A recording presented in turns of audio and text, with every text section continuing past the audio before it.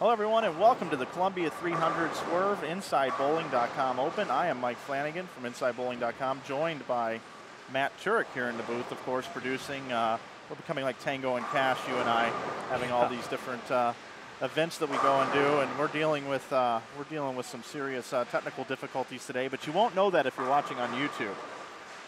Yeah, I spent a good time covering our YouTube channel. In fact, Second Triangle, who I think is Scott back home watching from Wisconsin, wanted to know what YouTube was. I explained to him, as anybody who has never seen motion pictures before would understand, that anybody can make these motion pictures, and you can go on to the worldwide interwebs and check those out at any time. Yeah, so check out our YouTube channel for sure while we're streaming live here. We'll get it updated on our YouTube channel next week. But enough about that. We're here for our biggest squad. We've got a little over 60 bowlers, I believe it is, on this squad. It's a nice number. And we've got a 1.8-ish to 1 oil pattern that the players are bowling on. So far, leading the tournament is Chris Prather at plus 219. We've seen an A squad and a B squad, C squad today. We're going to have 8 games for you. So let's take everybody out to the lanes, to our biggest squad yet. And couldn't make this tournament happen without Columbia 300 as such a great sponsor. The new Swerve with Hypershock technology just came out about a month ago. Everyone participating in the event had the opportunity to pick up a Swerve as part of their entry fee at a very low expense, which is really great. And then also got to thank Mike Monyak and his fine staff here at South Point for being able to allow us to come in and spend time in the building and host us. Also would like to take this time to thank Logo Infusion for their involvement with Inside Bowling. If you go out this weekend and you go to the Logo Infusion website, you can save 15% with the coupon code SWERVE. You type in SWERVE, save 15% through the weekend.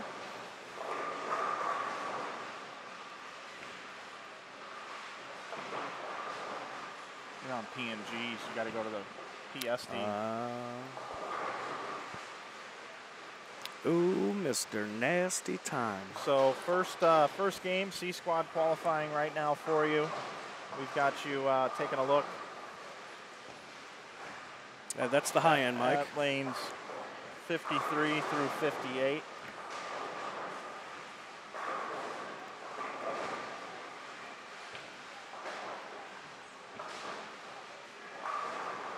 A lot of bowlers getting their second look. And third looks. You're right. Some are getting a third look as well at this oil pattern.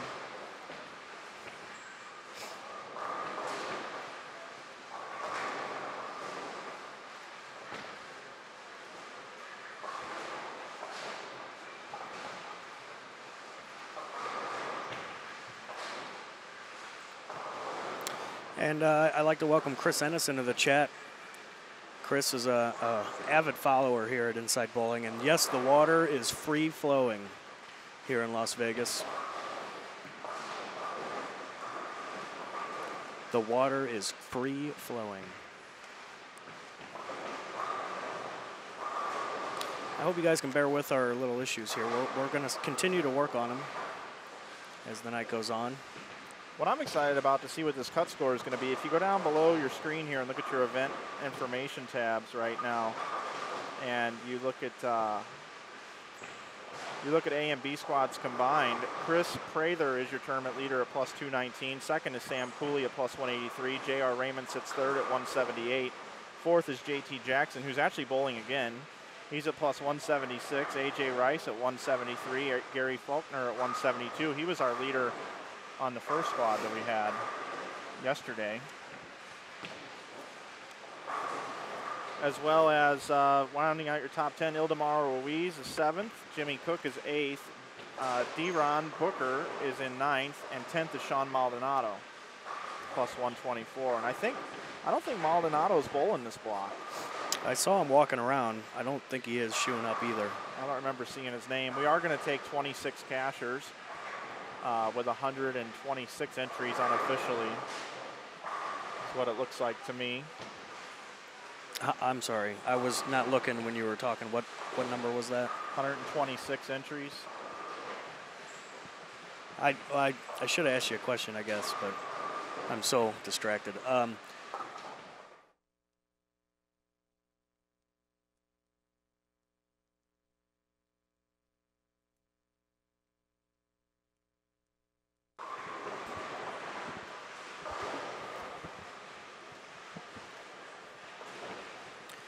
But how many were you going to take, though? Seriously? 26 or cashing. 26 cashing.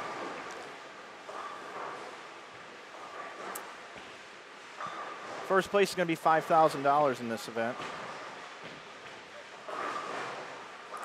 That's not bad.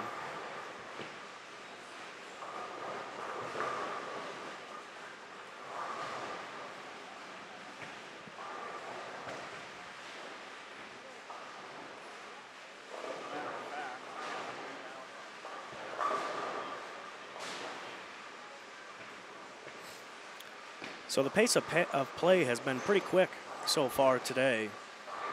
Like Mike said, this is our largest squad of the day of the tournament. So we imagine it's going to go a little bit slower, but still, it's still a quick Yeah, pace. it's 3 to a pair, so Yeah. it's going to go really quick. It should take no more than 4 hours.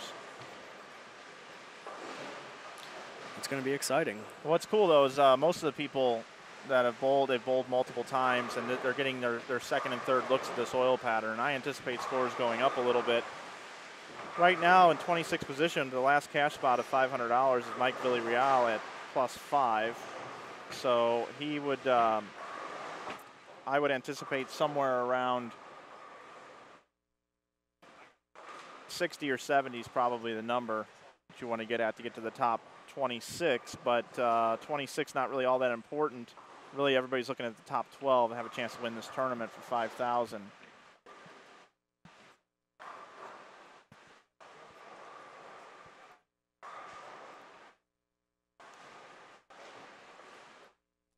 Get a look at some other lanes. We'll head over to the low side now. Lanes 3 through 8. The beautiful bowling plaza here at South Point. Really can't say enough about Mike Monyak and the entire team here. They've just done a fantastic job hosting us. Mike should be joining us in the booth for a little bit tomorrow, Mike. Yeah, that'll be good. Join us a little bit at the end of the last block.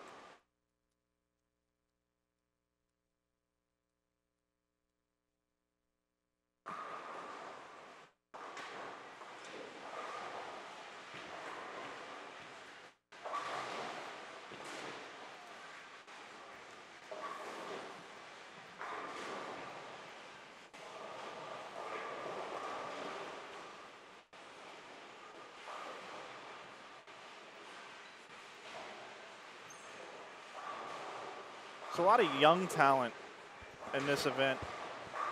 Darren Tang, Zakatori. Lots of good young talent. It is interesting. McNeil just got off the plane. Hey, he showed up with his luggage, by the way. Yeah, he didn't go to the room or anything. Yeah, he came to the bowling center with his luggage. He is here to bowl.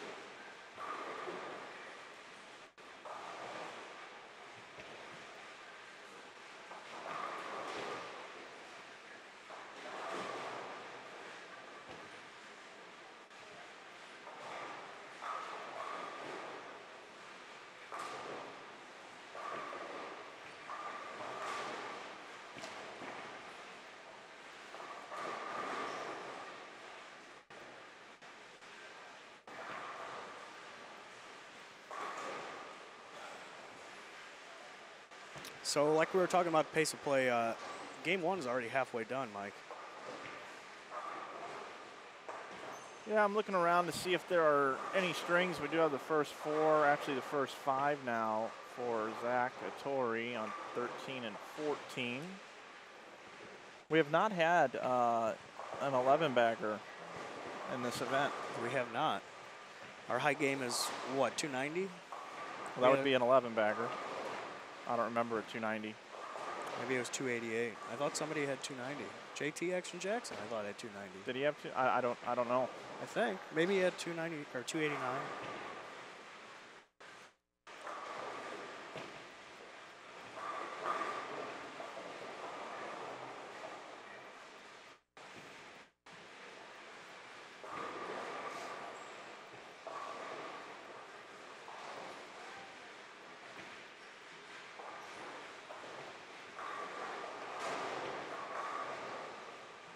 Looking around, I see a lot more frames being filled right now on this block.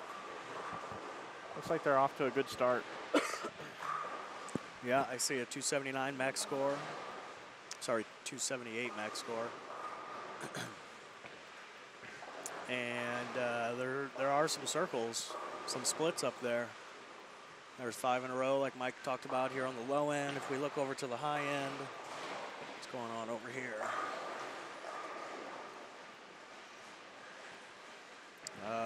Not too many strings at all. I'm gonna put on the headset, the wireless, because if Zach keeps striking, I might have to go down there with the bonus footage camera. Well, he just left a 10-pin, so his string will end. He has 5 in a row and just left a 10-pin on lane 13. Zachatori is a name to watch. He's had a lot of success on the youth circuit.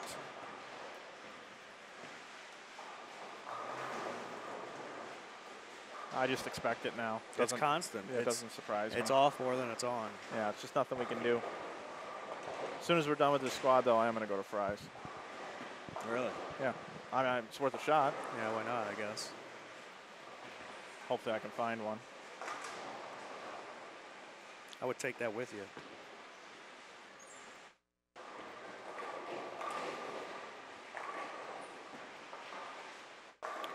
So Mike gets prepared to roam around.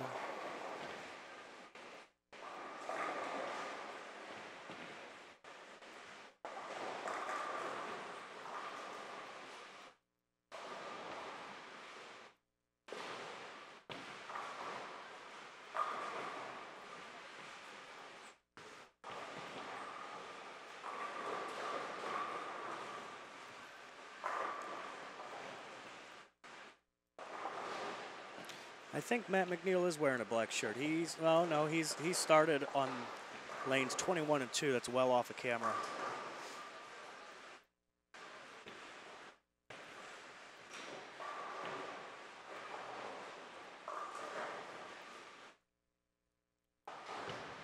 All right, here I am. I'm gonna get Brandon up here to assist us with the broadcast as well, because I got to make a prize list sooner than later. Sounds good to me. You can get the airport report from Brandon. Yeah, he was the Logo Infusion shuttle service.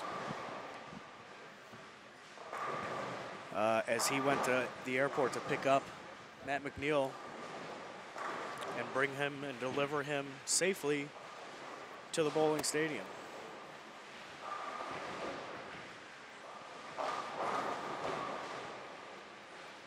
BRB, everybody.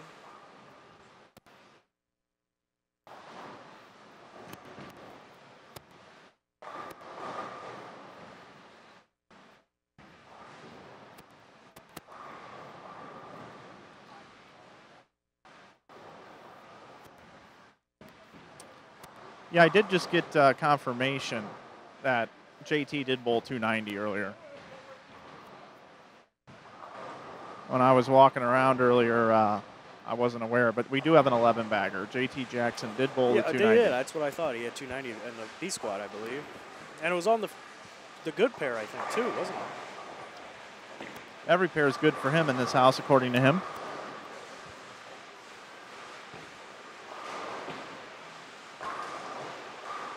Joining us now is Brandon Allred.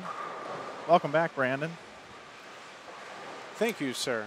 You know, we promised the fans at home that you were going to give everybody an airport report. because we know that the Logo Infusion shuttle just went to go pick up Rising Star Matt McNeil. Oh, it sure did. Who shot, what, 807 and lowered his average? 803 and lowered his average. Yeah. I gave him a hard time about that, too. I sure there's did. been a few people I know that's been giving him a hard time. It's pretty easy when you shoot 803 and lower your average to be able to give somebody a hard time and bust them around a little bit. Yeah, it's all in good fun. I would love to shoot 803 and lower my average. Yeah, right? Because that means I'm doing okay. Yeah.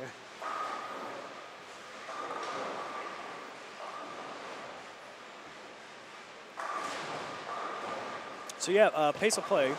I've said it probably 4 times already. We're almost done with game number 1 already. That's pretty quick. And to me, this just started. Yes. And well, you literally hopped off a plane and came right here and started streaming. Yeah. Well, yesterday I didn't even get off a plane. They just remember they dropped me off. Oh, you weren't here. Yeah. So a helicopter took me, dropped me off on the roof. I didn't even go to the airport. Sweet. So private shuttle. I literally jumped out of the helicopter and started streaming. Did you parachute in? Yeah, he got kind of low, and I had to fall to my knees, do like a tuck and roll type of situation. But I was safe. I skinned my knee, I think. Some movie star stuff. I get it. Doing your own stunts. stunts. Yeah, I think there was an explosion behind me and a camera in front of me. I can dig it. That's a good time. So yeah, so this is C Squad on a Saturday night here in Sin City, Nevada. It's gonna be a good time in the booth tonight. I think so. We're gonna have some fun. We're gonna talk about bowling on both sides of the center. We're gonna hopefully talk about some tangents. That's always a good time. Everybody loves a good tangent. Yeah, who doesn't? Chime into the chat. I know it's a little brutal watching, but still, we can still see the chat. We can respond to you in the chat. We'll wait to answer your questions or your whatever you have to say in the chat. So chime in, say hi, come hang out. What else you gonna do on a Saturday night? Watch bowling, man. Yeah, exactly. Such a dork, Scott. Thanks, Scott. And yes, I want to go curling. In fact, and if I don't do this right now, I'm going to be ostracized when I get home. I got to give a shout out to my girlfriend, Katie, who's been watching all day. And she's been texting me and texting me and texting me, so I need to say hi. And I miss you, and I haven't lost all of our money yet. Although I did bet on the Chicago Mets game. Did you bet the... Tell me you bet the Cubs. Go ahead and tell me. I bet the over 6 runs. Okay, so you kept it kept PC. It small. I mean, we're only talking $1,000, so give or take. Or the decimal point must be in the wrong spot. I don't know. It depends on how you're looking at it. What time are you looking at that? Yep. Scott says hi, Brandon. See, he's got his own chat with me in the messenger. He doesn't even. He's too good for the inside bowling. Sounds chat. Like a Scott Hunick guy. Yeah. Scott sent us some cheese to the office. Did he? Cheese curds, yeah, man. Cheese Oh, let me tell you curds. what. Let me tell you how fast those disappeared in the office. I bet. They went pretty quick. Thank you, Scott. Much appreciated. I'm desperately looking for something on Facebook to show you. Desperately. And while you're doing that, we're winding down game 1 here. There's a couple of strings going on. And that's something, yeah, the first half of game 1, there wasn't too many. And we still have our max score 279 off camera on 13 and 14. That's still alive and in play. 279? No, 267. 267. That is Zach Hattori. Oh, he went 9 out. Yeah, it's my little buddy there. Oh, I missed that. That's why I need glasses. Well, I got us covered there. They Good, still don't thanks. help me see, but, Thanks. at least they're there for show. On the other end of the house, there's a 5-bagger I see off camera. And that's about That's it. really it. I think the largest string on the high side of the center is a triple, and that is in the middle of a game. Oh, nope. Yeah, that's it. There's a 4-bagger to close out a game for 202. They're on lanes 17 and 18. I'm sorry, 47 and 48. Like I said, I need glasses. That's real close to 17, 18. Well, I saw the 7 and 8, and that's all I thought about. So we're going to let you hang out here on the high end. As game 1 wraps up, I have to make a new graphic.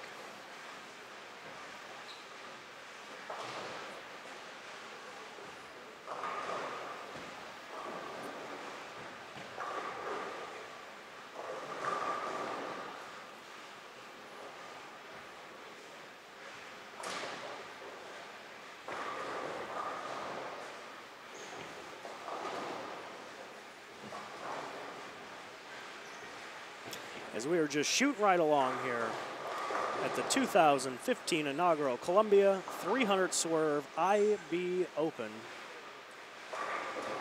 here at beautiful South Point Bowling Plaza in Sin City, Nevada. Adam Ishman is bowling the squad. He is bowling the squad. How about that? Here he comes, actually.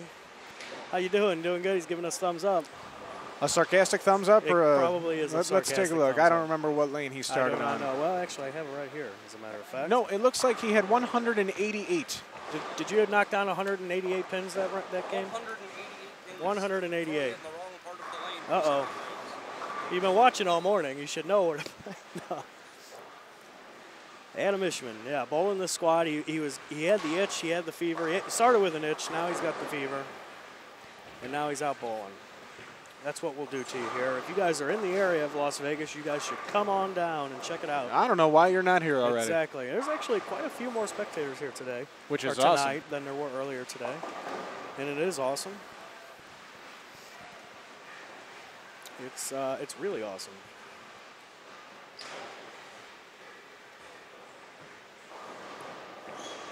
See a lot of Logo Infusion jerseys floating around I know, here too. well, That you makes can me tell happy. They look good. They look good. Anybody that's looking to save some money on a jersey at the moment? Matt, what's that coupon code to save you 15% off? I heard it's really easy, and I hear it's going on until Sunday night and kind of Monday morning, depending on where you live. But the coupon code, you should type into that website, in all capital letters, yes, that's all capital letters, is SWERVE. We keep it easy around here. Swerve, Swerve. S-W-E-R-V-E. Type that in, get you 15% off at Logo Infusion. Let them build you a custom jersey. Save you some money. How many in this squad? Good question in the chat. We have that answer for you. It looks like 60. 60 even is what I was going to say. 60 even in this squad.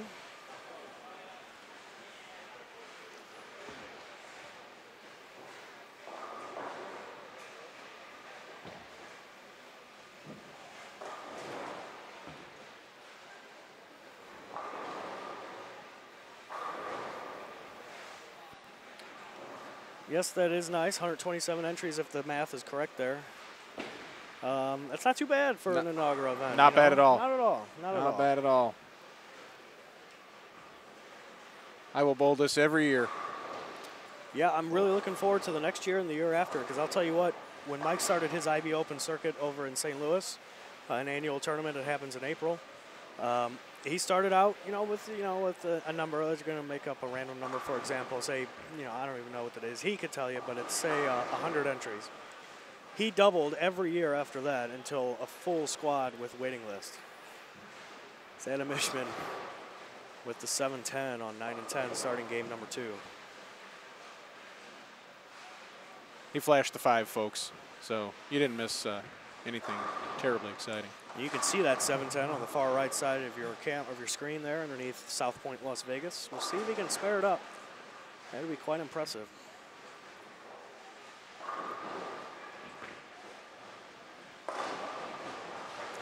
Couldn't get the bounce. There's really not a lot of mix in this bowling center. Now, I noticed that with those the curtains on these Brunswick machines. I know Adam had the right model number and all that down pat, but they really don't bounce. They got the curtain that just hangs there and really deadens the pins. Everybody giving me a hard time here for picking up Mr. McNeil from the airport.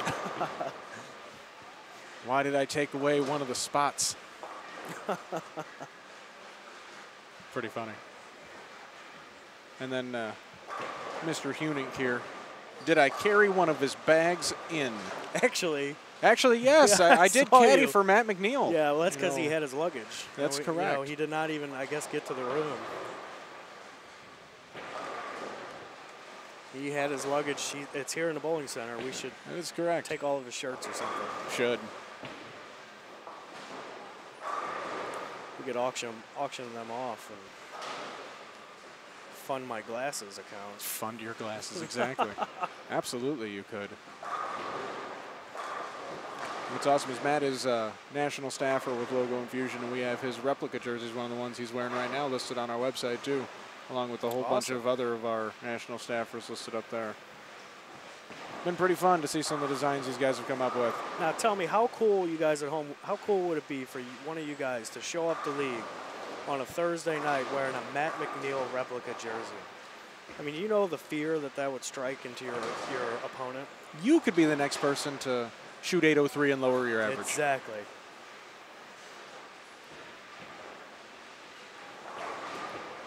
Now, does the coupon code account for purchasing one of the jerseys? national replica jerseys certainly or is does. it only apply to custom jerseys? Anything through our website. Okay, cool. Anything that can be there you purchased go. through our website is eligible for a discount with that coupon code.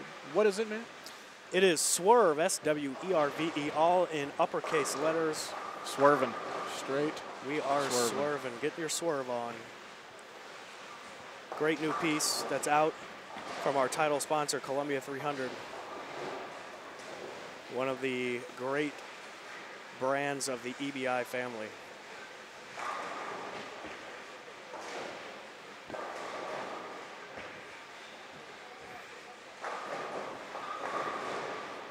It's got that green stuff in the center. Yeah, I'm just bringing the Hulk. Bringing the Hawk, baby.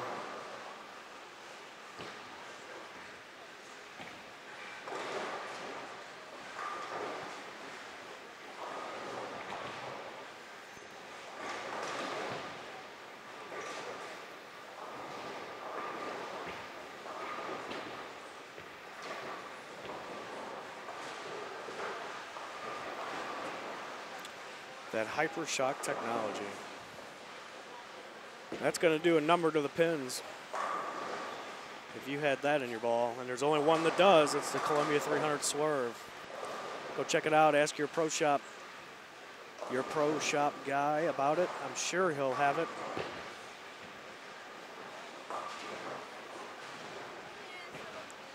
I'll tell you what, those Pringles down there look good. Is it dinner time, Matt? We did eat, but they still look good. And she's got 2 chips. She's ready to spectate for a little while. Yeah, I know. Yeah. She's in it for the long haul. Absolutely. She's not moving, hanging out. You know, I went down to the deli here. Have you ever eaten in the little deli down by we the stood in sportsbook? line. Me, Mike, and Kim from the tournament office stood in line for about 10 minutes, and we're just like, all right, no. Over it? Yeah. So then we went to the restaurant that's by the DeLorean. Yep. Which has just about everything from spaghetti to chicken fingers to filet mignon to whatever you want, sushi, and it was all right. That little deli they have down there by the sportsbook, man. What'd you get? I got a half pastrami sandwich and chips, and let me tell you what. That's what I was thinking I wanted. That is some pretty I was good going to get eats. the Reuben, I think. That is some pretty good eats right there. I am impressed with that little place. Was it a hot? It was a hot sandwich, I assume, right? Yes. Had some kraut on there, maybe. No kraut, No kraut? just mustard. Mustard. There you go. I'm not a big sauerkraut person. I'm not either. I do like it on corned beef, I can't do it no matter what. but It's just, you just gotta not think about it and eat it and just taste the flavor because it does. I mean, I don't know. It's an acquired taste. I would go with an acquired taste for sure.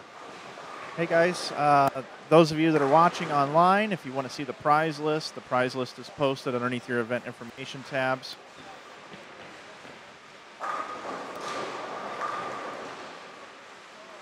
$5,000 to the winner, $3,000 for second.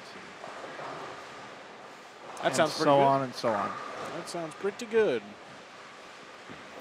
Pretty good. Anybody a Curb Your Enthusiasm fan?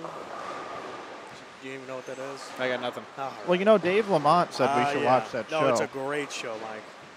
I've watched a lot of it. It's the creator of Seinfeld had his own show for a while on HBO. And it was basically about his life. Right. And it is hysterical.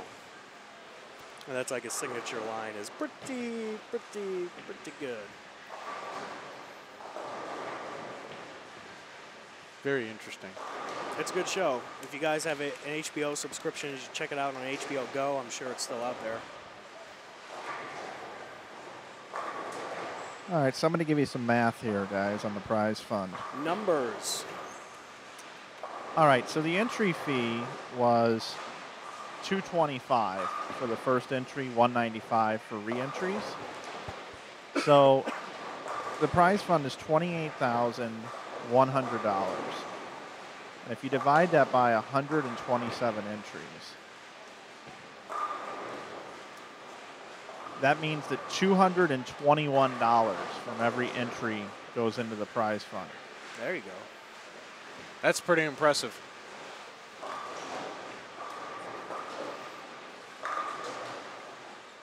That makes sense? Yeah. It's pretty simple.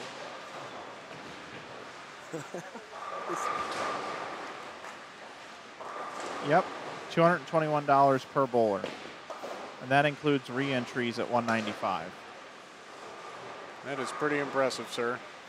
How many people, do you have any stats on that, Mike? How many people have entered 3 times and how many people have entered twice? No, don't have any of that right now.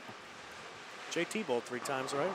Nope, he was not here yesterday. He had an acting, Oh, you're he had right. a commercial. Right. Or not, he's not allowed to talk about it, is he?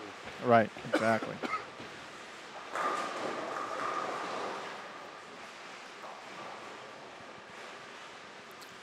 Yep, there's Shawn Maldonado watching.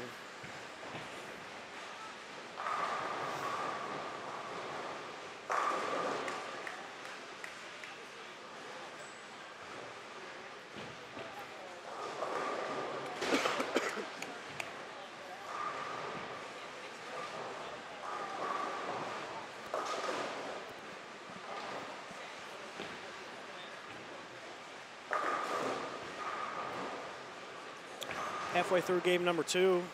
Already. What the scores look like out there? Let's see, down on the low side here. There's not really a ton of strings going on. We should have game up after game number 1 here shortly. They're just getting the scores for that right now. What do you got, Matt? Well, Lee Trossel in the chat is sending you a shout out. We love you, Lee. Good turnout. Lee, thanks a lot, buddy. We appreciate it.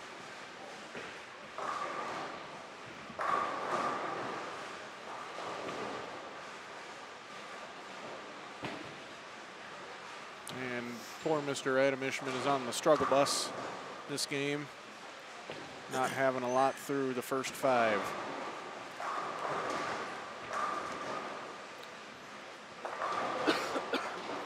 It is very easy to get on that struggle bus. Yeah. Let me tell you what. I think it stops at every pair. And I heard they got milk and cookies at the door, so you see it, you just want to get right on it. You just want, yeah, exactly. They just suck you in. It's hard to avoid it.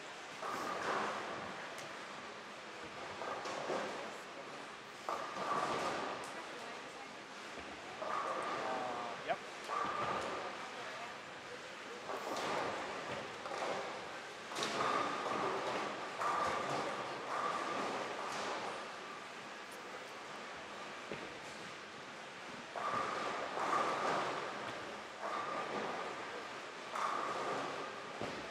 What did McNeil start with the first game? I could not see that far down. He was far away. He was all the find way out. on the high end, yeah. 21 and 22 or 21, something. 22. Crossing with the JT Jackson. Yeah. Yeah, JT opened with 203, McNeil 199, 259 for Mr. Villarreal. This will be his 3rd time bowling. Really? 3rd time's a charm, I hear. Yeah, now he's Starts working. with 250. Yeah, he's working on 290 over here on 5 and 6. Are we on this pair? Is that where we're at? Yep. You know, I had a few people say to me that they thought McNeil would really bowl good. Okay. And I think McNeil will cash. Okay. And I think McNeil will make it to tomorrow, which means he cashes, which I just said. But flying and then immediately coming over here and having to take to the lanes, I bet it takes him a couple of games to get going. That's not easy. You got to get mentally right. You are correct. And we've seen left-handers the last 2 games of all the blocks so far struggle down the stretch the last couple games. But they start strong. Right. So if if Matt can get his head right to start here and jump out on top, then Well, he bowled 190 the first game. yeah, he's gonna have to get it going here. And step you know on the he's gas. on a 2-team pace this game. Yeah. So that's not exactly a huge strong start out of the gate. Nope. But we are early in this 8-game block. Plenty of time to figure something out. Mike Sager's taking another stab at it. He bowled Friday night. He's back bowling again tonight. Take a look and see how Mike bowled the first game. One of my staffers as well. Oh, there you go. Wearing a matching compression sleeve with his fancy jersey. I noticed that jersey looks nice and bright. He bowled 175 the first game. I'll tell you another name to watch is Eddie Van Daniker. And Eddie opened up with 173 to start. Eddie's one of the most underrated players out west, in my opinion. I really enjoy watching Eddie bowl. He throws it very, very well. Up on lane 3 right now. Putting 10 back.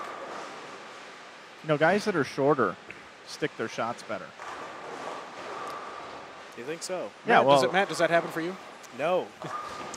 Well, I'll tell you what,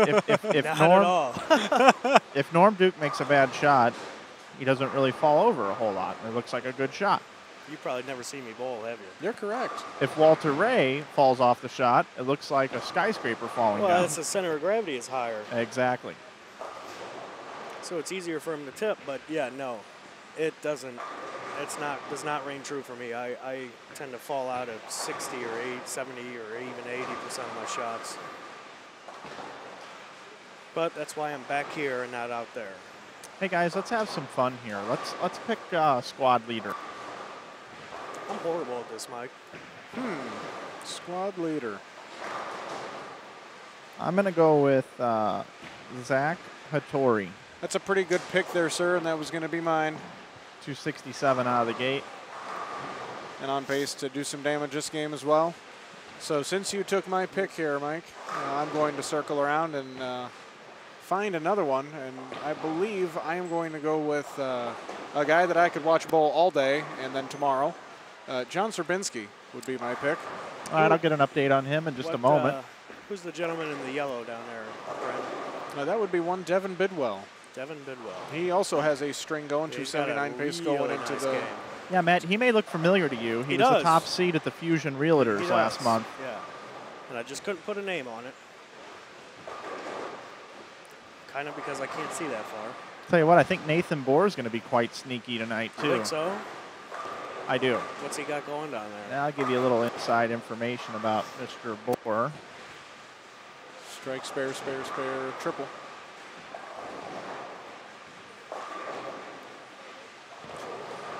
Just step on the approach, Mike. Bohr bowled 223 the first game. That's not too shabby. And now this game he's got strike, spare, spare, spare, triple. It's a pretty good start. Thanks for pulling.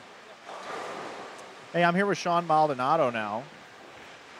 Shawn, I looked at your number on the score sheet, and I'm curious why you did not re-enter. What was the idea behind not re-entering?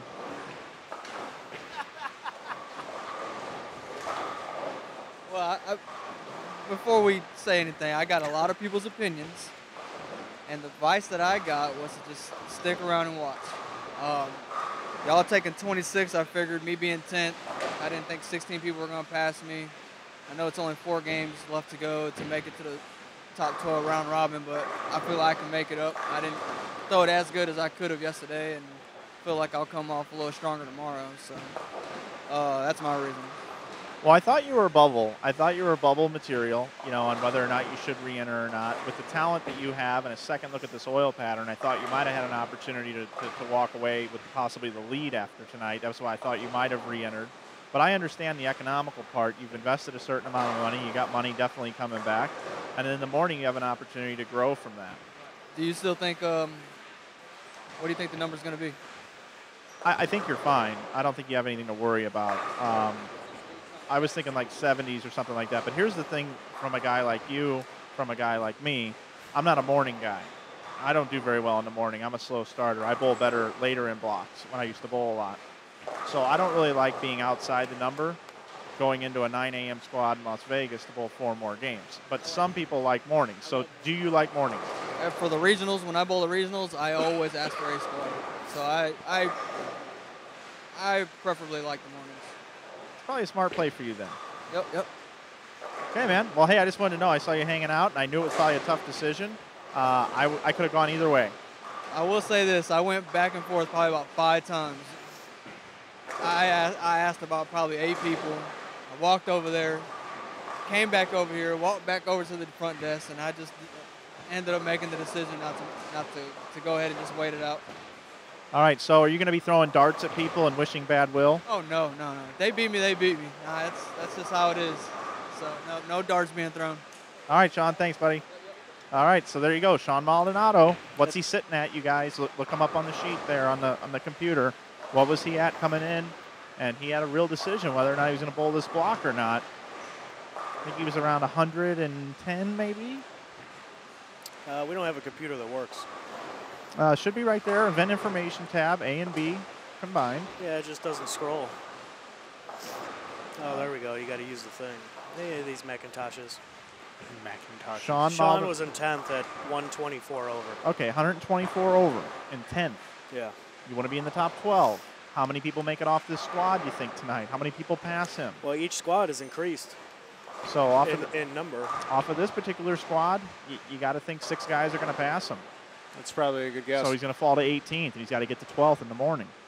And you're taking 24. Taking 26. 26. And then we cut to the top 12.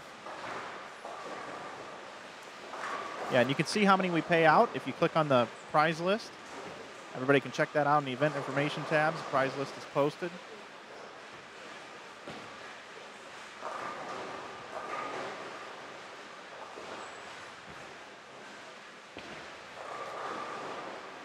Yep, it's down there. 5,000 for first, 3,000 for second, 2,500 for third. Looks like we got a game update after game number 1 as well.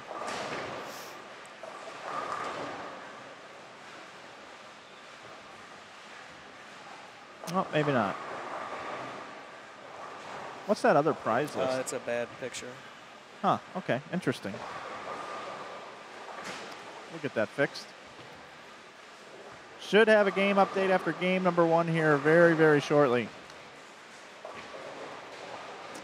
I will tell you, Mike Monyak was on his way out the door. He was going to dinner this evening, and he stopped and said, hey, good job. You guys did a nice job. You overcame some adversity, 127 entries into your event. Nice job.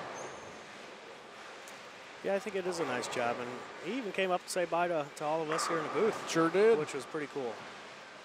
Kevin Gagnon is in the building after battling the flu.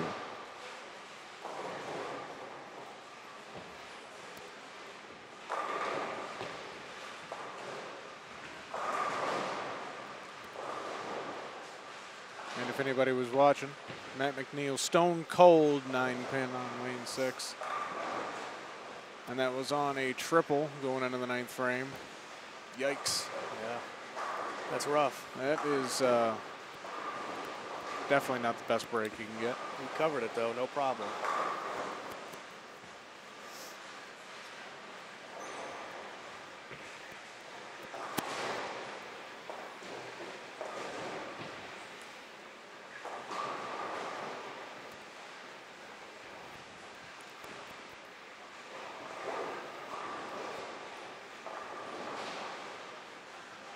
What's up, Ricky? How you doing at home? I didn't mean that how that sounded, by the way. Do you got work tonight? I hope not. Hope you can watch us all night long and chime in the chat. Oh, I'm sure he will with lost signal. Oh, yeah, I bet. You're right. I wish Walmart carried H.264 coders. Walmart.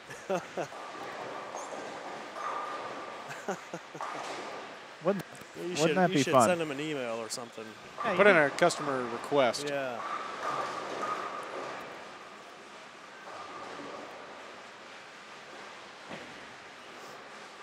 So I'm down in the trenches checking this out. JT just 6-7 in the 10th. Ouch. It looks like Zakatori got to 228 game 2. Bless you, Matt. Thanks. If Mike can confirm that when he gets down that direction. It is an AJ Rice sighting. He's hanging out down there with Matt. 228? Is that 228? I believe so, yes. So it is a 260, 220 start for the kid.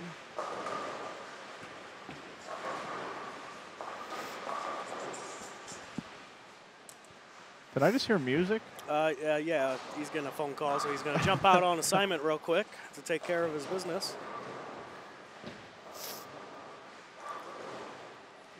JT almost picks the 6-7.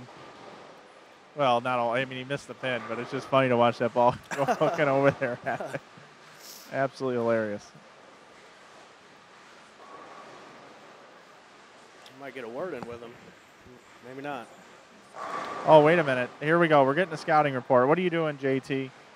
Well, since I had the nuts the first 4 games last squad, basically I just wanted to try something different, get back in brackets, and just try to switch to a pretty much ball up to a resin, which is still a 1993 old blue resin hammer, the first one that they ever made, and just wanted to give it a shot to see, you know, the ball up a little bit, see what type of motion I have. Obviously, I'm bowling way less than what I did the first squad, but, you know, I'm still plus, you know. I can still bang out, and I'm just trying to beat my last score, and that's the goal, beat my last score. Thank you, JT. Yeah. You're welcome, Mike. It cracks me up. Oh, his catchphrases, man. That's right. If you could write them down in a book, it would just be unbelievable. And Ricky, I did see your meme. So you kind of called it. You said McNeil. You kind of had a feeling that McNeil was going to bowl pretty good early. Well, that's what he needed to do. Well, he bowled the 190, and now he could be in the 230s. Yeah, that's a good bounce back.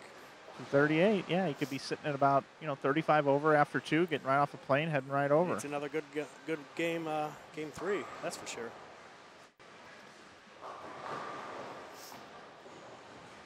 Yeah, big 4s there. He didn't like it. Still bowled 226. Put him, I believe, 25 over after 2. That would get him to 100 even if he continued that pace. Matt McNeil.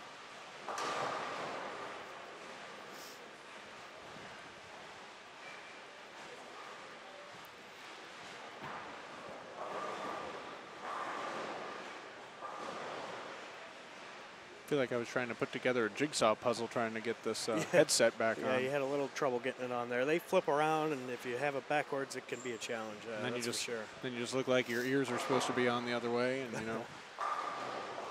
We want to thank everybody for watching tonight's coverage. C squad qualifying, game number 3, getting ready to come up here on the low end. Looks like on the other side there.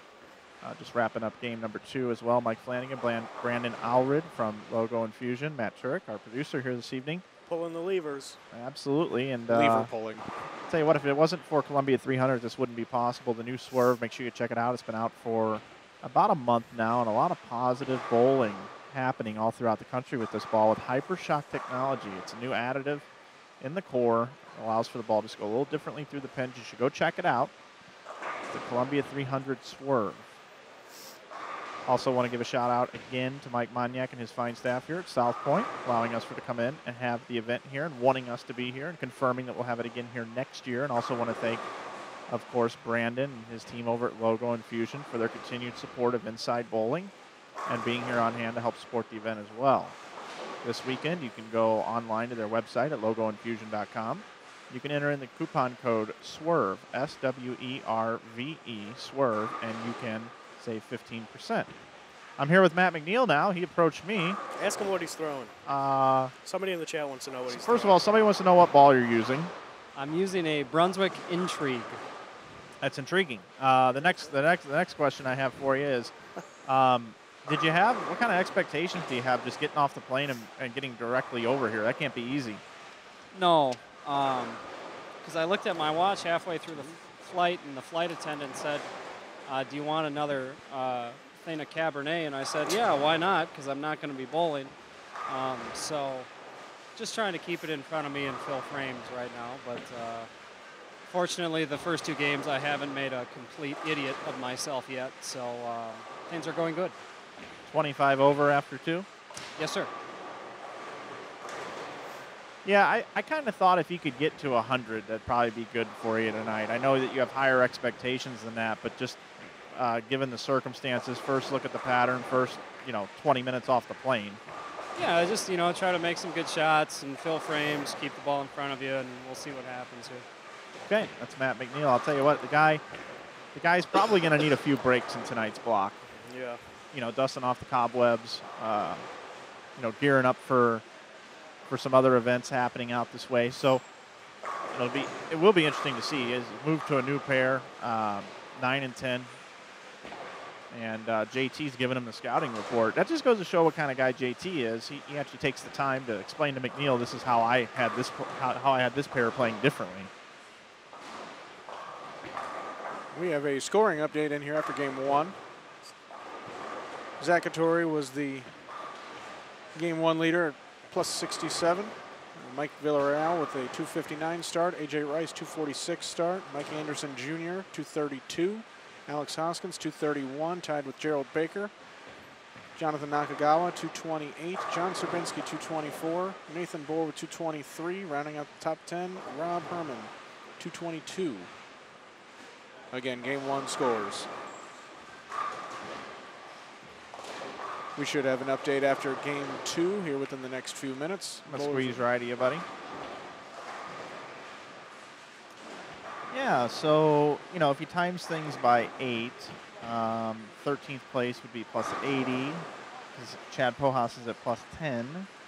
A lot of re-entries here. Definitely a lot of re-entries. 1, 2, 3, 4, 5, 6, 7, 8, 9, 10, 11, 12, 13, 14, 15, 16, 17, 18, 19, 20, 21, 22, 23, 24, 25. And this is just sheet 1. Bunch of re-entries.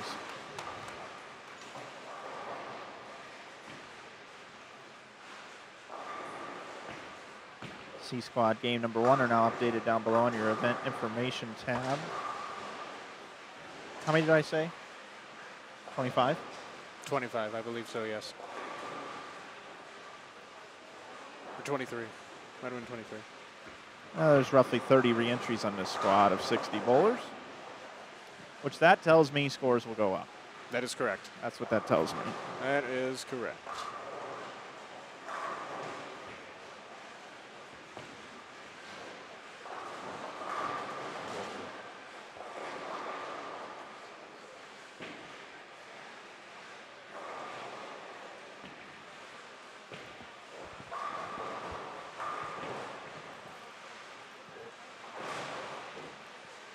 Taking a look at Andrew Anderson. This guy's got some game. Most definitely. He's John fun to watch. Zerbinski nearby. Scott Wiley.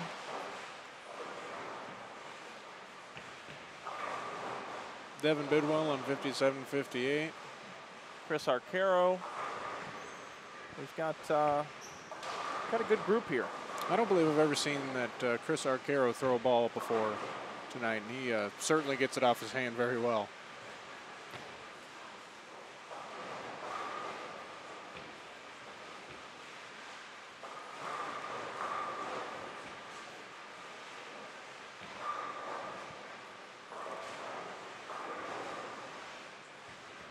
Andrew Anderson is fun to watch on social media.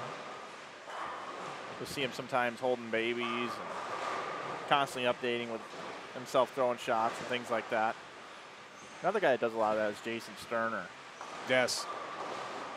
Oh, that's a 2 through the 4-8 for Action Jackson. JT over here on 9 and 10 as we continue to watch that pair.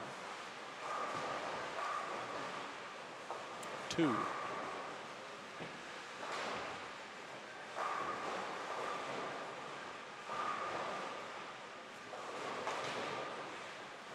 So we'll see if JT can pick up the 1, 2, 3, 5, 6, 7, 9, 10. And no. And no. Leaves the 2, 7. JT bowled very well earlier. He currently sits in 4th position through 2 squads. Decided to re-enter because he loves to bowl. I was going to say, just for some fun, because we know he likes to have a little bit of fun when he bowls. 176 over is JT Action Jackson. You'll be seeing him tomorrow. He figured I already got 500 coming. Why not try to improve my score? Sure. Shawn Maldonado said, I've already got 500 coming. I'll hang out with 124 over and see what happens.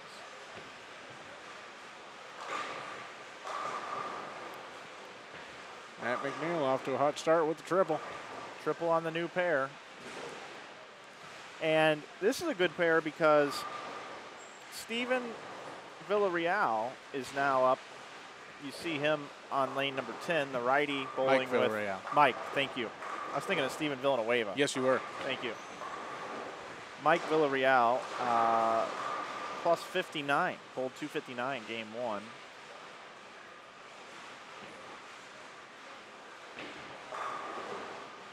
He's got him figured out. I know he was quite frustrated with his bowling the first 2 sets. I talked to him for a little bit. He said his ball reaction was very good. It was just lack of execution on his part. A couple of miss hits at the bottom of the swing, creating a couple of flat 10s where they didn't need to be, mixer 7s when they didn't need to be.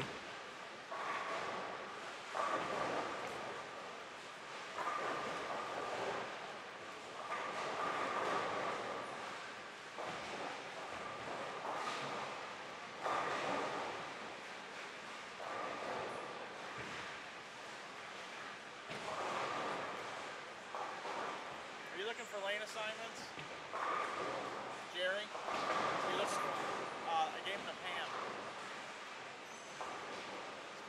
Matt McNeil with the 4-bagger. Unless it's right there. I thought I gave it to Pam.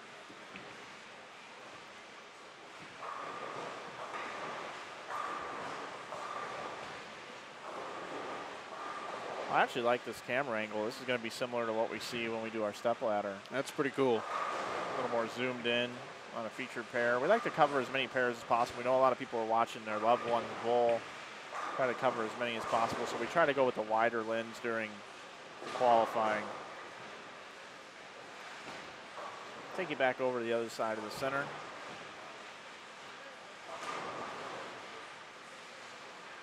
Brandon, tell me a little bit about your schedule here recently. There's been a lot of events coming to Las Vegas. Have you had time for yourself, or you just been really overwhelmed and working your tail off? Well, that's one of those times you always have to find time for yourself there, Mike. So my leisure time was coming out and bowling a little bit last night, beating my head against the wall in this pattern that you and Mr. Doug Dukes put together.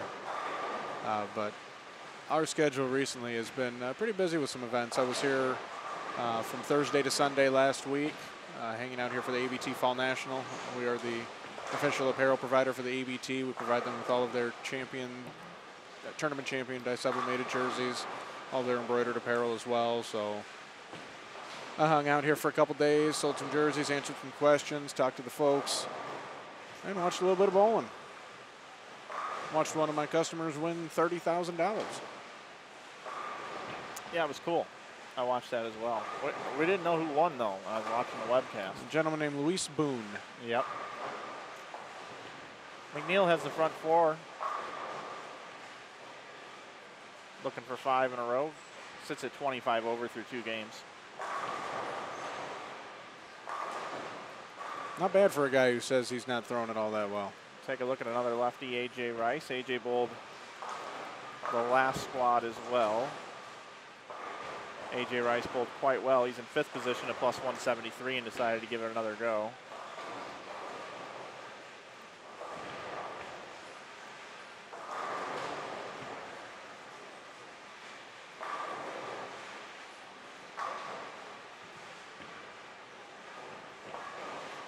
I'm not a fan of patterns that play way in.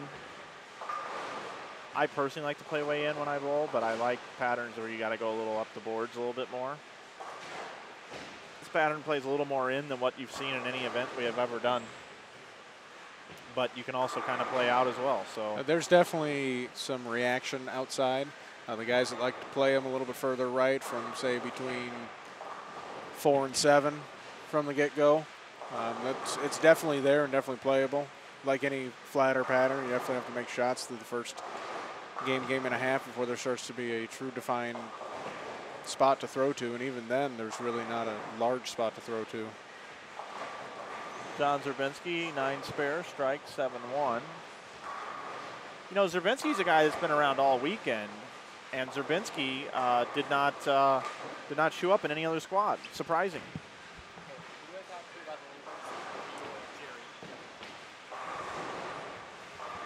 And the front 6 for Matt McNeil. We're still going. I'll tell you, that would be something if he could pop a huge game here. Scoot on in. We'll bring Matt in.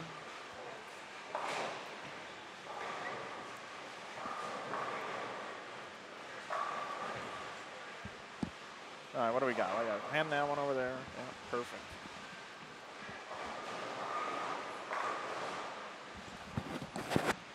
Whoops. Whoop.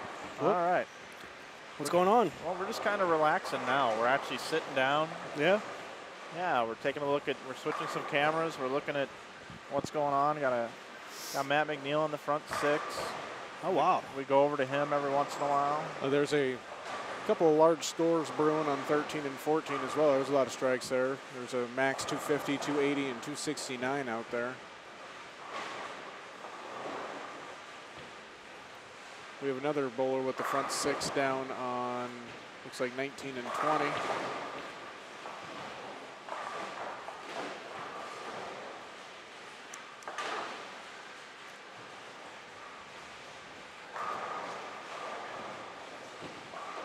Is that Cameron Foster? No, it's 21 and 2. Looks like it might be D-Ron? D-Ron Booker or Alex Cavagnaro. I think it is Alex.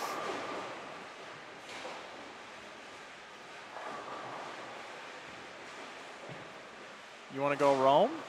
Well, I was going to try and get some angles over here of the right side of the low end. Okay. Since we have such big scores. Did you hook in the HDMI cable? Yeah, HDMI's in. All right. Oh, there it goes. All right, I'm going to go over to 9 and 10 here in just a moment. Matt McNeil has the first 6. We'll take you there now. Front 7. Possibility right here.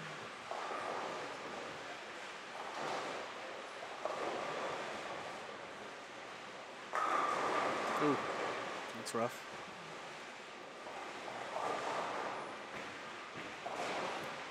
Where are you taking us, Matt? Oh, yeah. Right there. White shirt.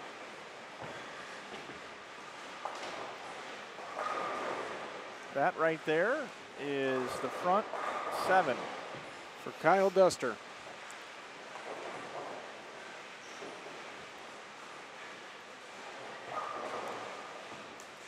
Down on the high end of the low side, Alex Cavagnaro's string of the front 6 came to an end with a 4-pin, and he spared it. I bet Maldonado right now is sitting there saying to himself, oh my goodness, did I make the wrong decision?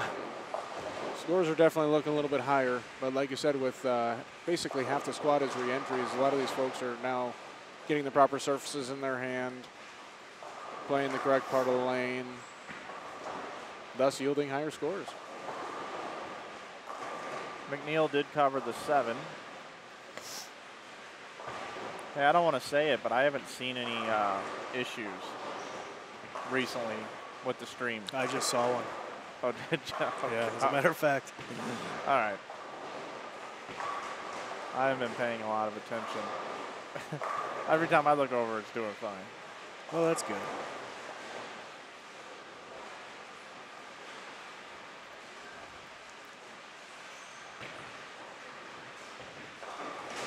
So Matt McNeil still working at a 279 pace.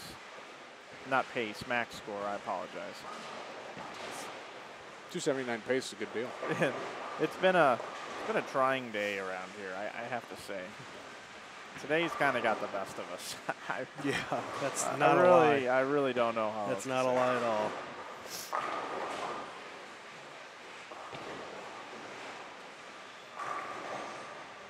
Bottom 2, New York, 1-0. Matt's, huh? Yeah. It was a homer, solo homer. Murphy, Duda, It was Cespedes. Murphy, Daniel Murphy. That guy, I'm telling you, that guy, he is a gamer in the postseason. That guy, nobody knows who that guy is. That dude is doing some good things. He reminds me of Matt Carpenter from the Cardinals. He's a scrapper. Yep.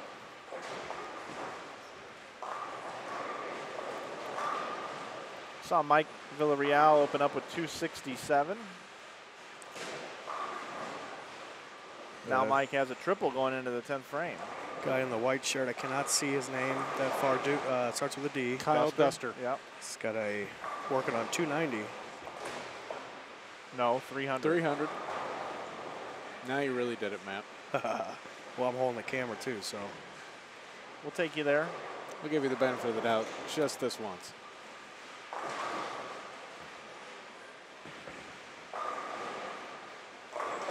Yep. Now you really did, I did it. Matt. Unreal. 210.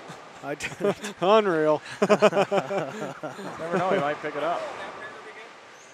Yeah. What'd you have? 58. So what does that put you at now? What are you at now? Adam Ishman, 20 over. Not too Oh, bad. we have a special guest appearance up here in the booth. Oh boy. And what's that noise? Game 2 scores. Zacchatorian in the lead at plus 95. Second place, Alex Hoskins, plus 85. Mikey Villarreal, plus 84. And he just finished up, or is finishing up here. Is that a split for him in the 9th? He can max out for 212. AJ Rice in 4th place, tied with Russ Oviatt, plus 71. Gerald Baker, 6th place, plus 64. Cameron Foster in 7th at plus 62, tied with Devin Bidwell, also at plus 62. Anthony Simonson, plus 38. And rounding out your top 10 is Bobby Campanelli and D-Ron Booker, tied at plus 34. That's your recap, brought to you by Brandon Allred and the folks over at Logo Infusion. Thank you, Brandon. Matt Turek also up here, along with myself, Mike Flanagan, bringing you this continuing coverage. Game number 3 of 8. Just wrapping up. We'll be going to game number 4 here shortly. Some of your big movers here. Kyle Duster did make that 210 that he left. He's got a max score of 278 here for game 3. And after 2, he was minus 40. Wow. So he will be making a rather large move this game. Putting himself in contention. See a lot of R's on that list. That is correct. At the top, too. About half of this squad is re-entries. And so the scores are definitely going up because these folks have had the opportunity to at least see it transition for 8 games, put the right surfaces, get themselves in the right part of the lane, and fire away. Yeah, know what they're going to do.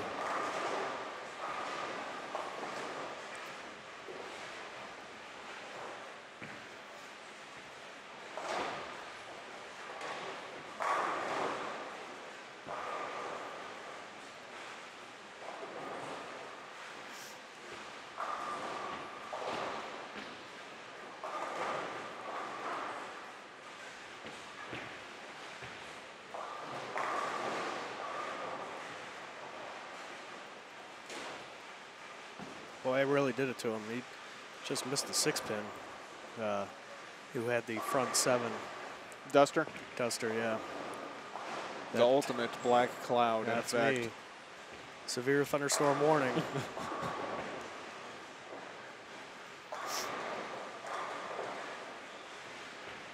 Complete with tornado warnings and all.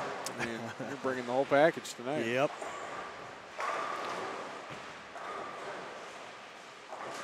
That was interesting. JT Action Jackson went the left-handed backup to pick the washout. The 1-3-6-7. That's how he shoots all of his left side spares. Is it? He backs it up. Back it up. Yes, just like that. What? Thank you, Matt. You're welcome.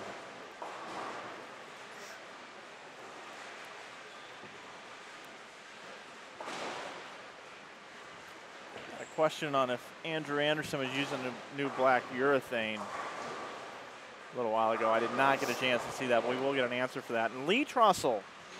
Lee has come in and he has said, I've got a little observation here for you guys. And we did talk about it earlier in the broadcast, but a great observation. If you look at these masking units, there's a bunch of numbers out there with the years. You can see right here as we look at JT. The Open Championships come here in 2017, 2019, 2021, and 2023. The Mixed Championships come here in 2016, 2020, and 2022. And then the Women's Championships also comes here on 2016, 2020, and 2022. See McNeil getting into it a little bit. McNeil 265 on the board. can still shoot 265, yes. Yes, I believe he can. From downtown, yes. That's a good game. From downtown, yes. Going old school. McNeil now looking for triple. Second shot, 10th frame, 265 still left out there. He's got to hook a bunch. He did not like it. And for a good reason. He knew it off his hand. He's going to be in the 250s, though. Actually, 250 on the button with 3. Yeah. Well, here, we'll see if he picks it. See if he picks the split. 3-6-7-9. What kind of odds would you give him on that, Brandon? Ooh. That's a tough one. I'd say it's like a 12, 13 to 1. I think it's lower than that. Nope. Maybe on an A2 pin setter. Hey, take a look at 710. Pick the 710 here. Well, You got to get 1 to get 2. lots of splits is what we're seeing right now. A lot of splits in the 10th, too. Not a lot of bowling going on where we're at, so we'll take you back over to the high side. Game number 3, winding down. Matt Turek just got 5 games of qualifying left here. Yeah. Today's going by pretty quick. We'll be back tomorrow morning, 9 a.m. for the Cashers round. 26 will return, and then we will come back again in the afternoon at noon for round-robin match play, and then we'll have our stepladder finals tomorrow evening beginning at 7 o'clock. I'm sorry, around 5:30 or 6 o'clock. Usually it's 7 o'clock when we're in St. Louis. I hit my own lever inside my head, and it went backwards. And it was not on left coast time. I forgot where I was at. I want to thank all our viewers for watching. This is great. You're at the wonderful new South Point Bowling Plaza. It's really nice. If you haven't been here, you got to come check it out. Just plan a weekend vacation out here. Come treat someone you love to a nice weekend.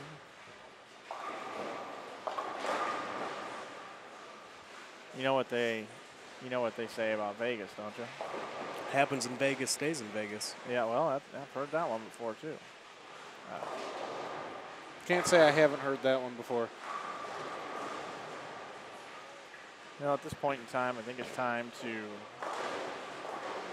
flip the switch here in just a moment. Over to game number 4. Game number 3, just about complete.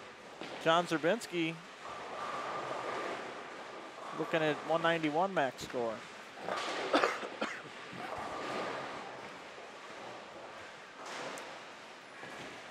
All right, game number 4 underway. Take you over to our tournament leader through 2 games, front and center, lanes 5 and 6, Zach Patori. He opened in the 10th last game for 191. And we are getting full of spectators, folks. There are spectators everywhere. I even saw a cowboy walking around. A couple of them. That rodeo. Only the names have changed.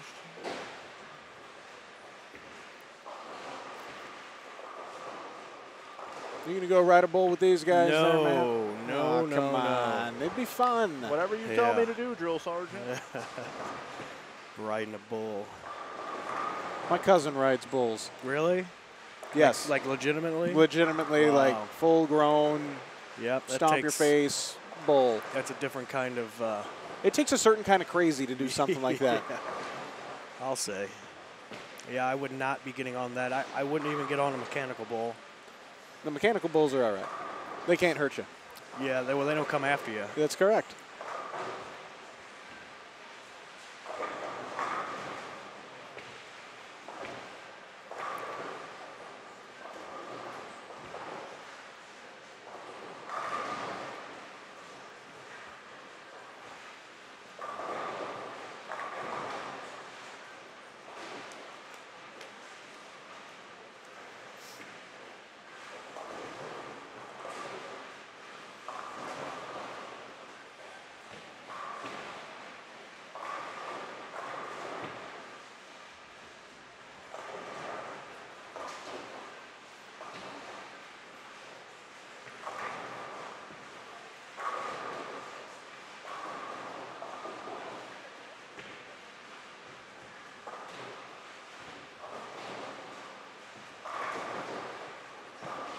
Guys, I also want to thank Randy Gulley for his photography skills for coming out and being part of our event today. Randy took a lot of photos of the participants in today's event, and I can't appreciate enough what Randy has done. If you take a look at Randy's Facebook page here, guys, it's got quite the group. As a matter of fact, there's one of you two front and center.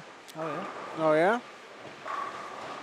Oh, look at that. Check it out. Look at me riding the bull. The metaphorical bull. Ah, that's a cool picture. I'm gonna have to use that. Randy Gulley, a great man.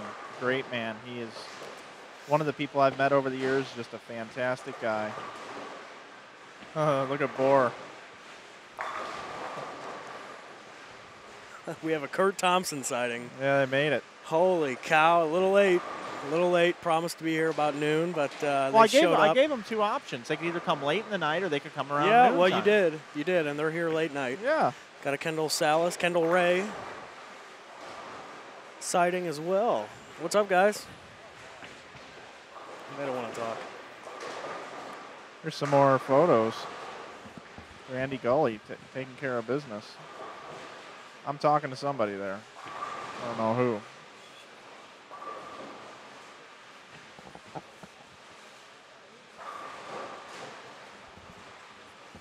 Good stuff from Mr. Gulley. Thank you. Yeah, he's got some good pictures up there.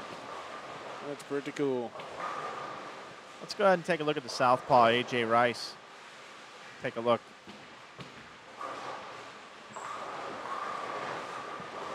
That's the pair that McNeil and JT just bowled on, so a little bit of left-hander traffic there.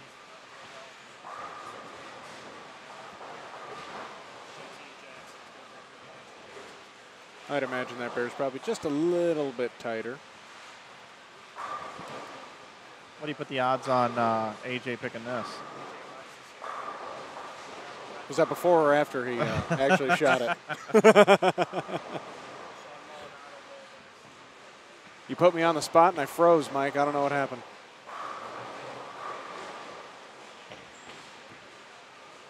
Boy, I just got a question I've never been asked before. Got a Facebook message that says, "Hey, Mike, do you take 30% out of all the winnings from Canadians like the USBC does in the events?"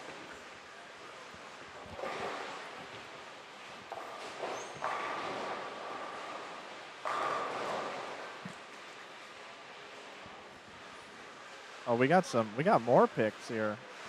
Now, this is how hard they work in the tournament office, guys. That's great.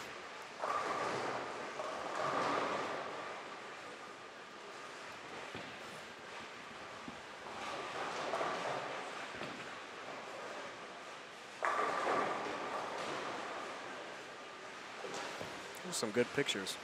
Most definitely.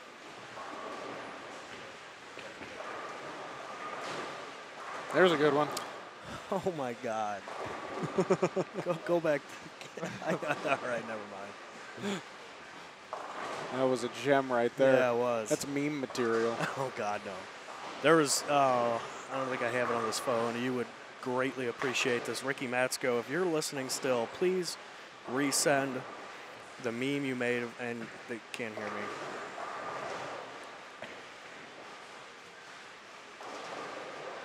Ricky, please resend the meme of me from the Missouri State USBC Hall of Fame induction.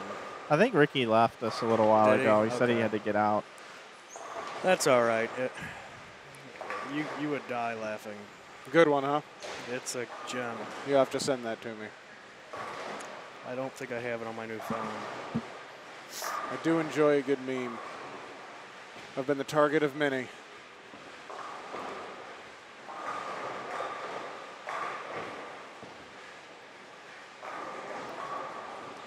All right, I am going to move mobile. Matt, if you could take over the reins again, yeah. Pulling levers. I do have this this pair right here that's kind of cool to watch once in a while, 9 and 10. But obviously, we do have our tournament leader also up right now. I'll take it over there right now. It's going at the 3-6-10. And like any good black cloud, we go over and check out Zachatori and watch him chop the 3-6-10.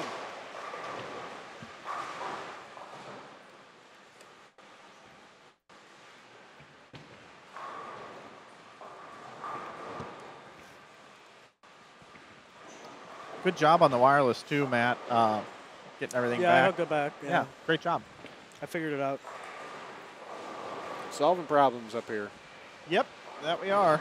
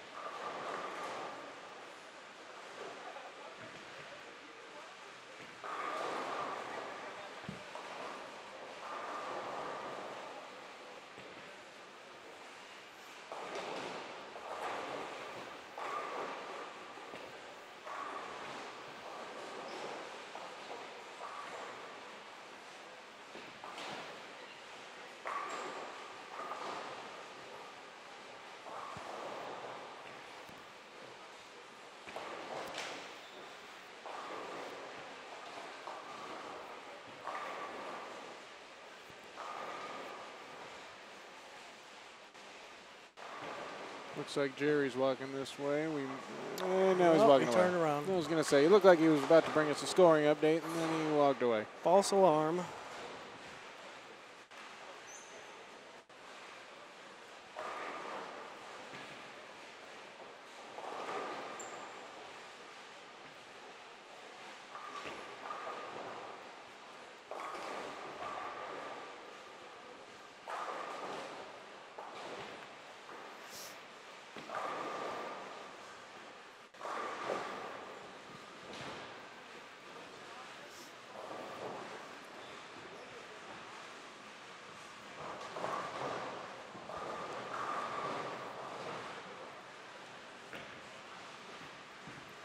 So you're still watching the low end here. We're going to switch it over to the high end in a couple of frames. They're just getting underway of game number 4. I've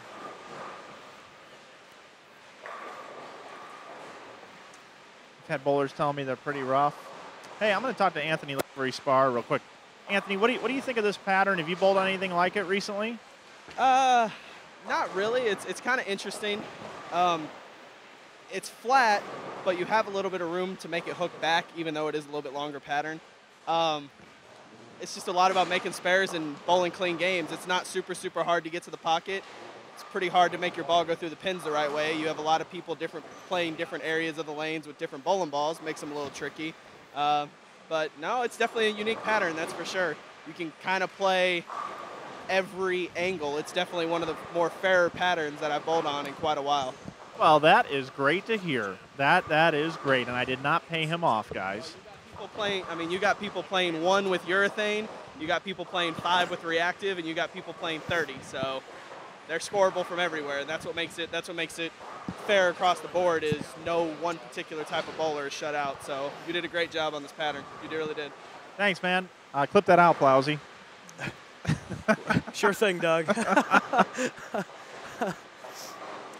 Plowsy.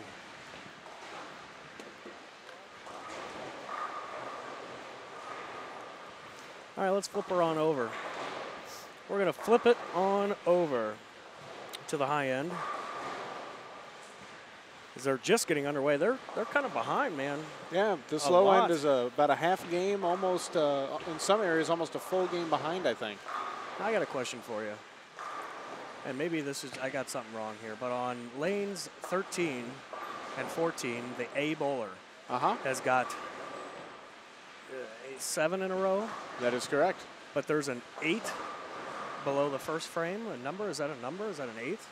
Or a 13? Or what is that, Mike? Can you see that? On 13? Yeah, on 13 and 14, the A bowler. Yeah, it's the letter B. That's the letter B. Showing the next bowler. Next bowler. Holy smokes! Yeah, I cannot see that far. It looked like it was like a number for a score. You need some glasses. I'm serious. That's why I couldn't. I wasn't looking for the letter. I was actually looking for something out of the ordinary. Now because but B is right. I mean, if my eyes were bad too, which they are, but I wear contacts, I could see how that's a 13. I mean, or an 8. It almost looks like if you put the 1 and the 3 right next to each other, it forms a B. Yeah. You can slice it up whichever way you want. Well, That is Mikey Villarreal and Matt, of course. Black cloud. Jeez Louise. Tornado warning. On, Severe thunderstorm warning. It's coming. Take shelter immediately. The sky is opening up. We should bring you to Vegas more often. Bring some black clouds Just with you. bet against me. That's all you got to do is just bet on whatever you want, and I'll watch, and you just bet against what I'm watching. No, see, what you have to do is bet against anything that Bobby Utseth plays. Any parlay cards he puts together, if you bet the opposite, you're guaranteed to make some money.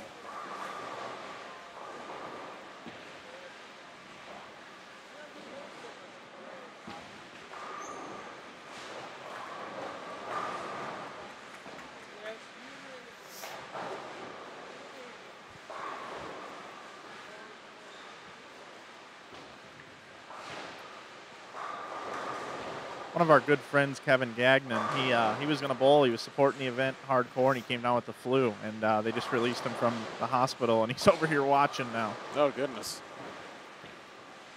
He's a good man. Matt, what other observations do you have here inside this facility besides the letter B? Well, what else can we clear up for you? that's about it right now. I don't know if anything can top clearing up the letter B. I think that's pretty awesome. That's funny. Yeah, that's about it. Well, I thought I saw George Gohagen here earlier, but that was not true. Yeah, I don't know whether he made the trip out this way or not, or if he's doing any bowling this coming week.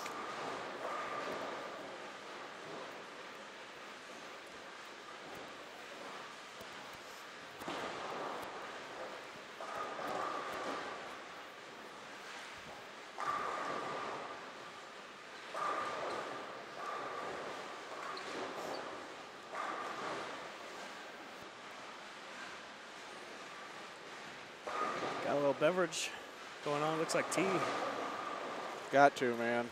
Got to keep that throat clear and keep from getting parched. All this talking.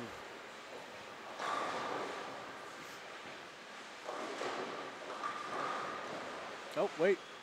What's Jerry doing? I don't know. Looks like he's coming up here. He's walking awful fast. Looks like it could be. Looks, maybe, yeah, it just might maybe. be. Standings. Is it? It's standing time. Is it? We're like hungry birds up here, Jerry, waiting for some bird feed. What do you got there? First place. Perfect. First place after 3 games, we have Alex Hoskins, plus 118. Second place, Mikey Villarreal, tied with Cameron Foster, plus 96. Fourth place is Zach Attori, plus 86. 1 pin behind is Gerald Baker. Sixth place, Russ Ovey at plus 82. AJ Rice, plus 80 in 7th. Matt McNeil, fresh off the plane, plus 74 for 3. Ninth place, Scott Wiley at plus 58. And rounding out to the top 10 is Nathan Bohr, plus 54. After 3 games, 26th place is at plus 36. So we have a cashing score, or excuse me, a cut score, thus cashing score yeah, at 36 over. And that is overall total, by the way, not just for this squad. Oh, that's combined? That is, I believe that is a combined number. Ah. So there you have it. They're Hopefully keeping he'll pace and getting continue ahead to of the do game. that. Yeah, hopefully he'll continue to do that. Yeah, that'd be pretty cool. Write that in the margin. Combined cut score total.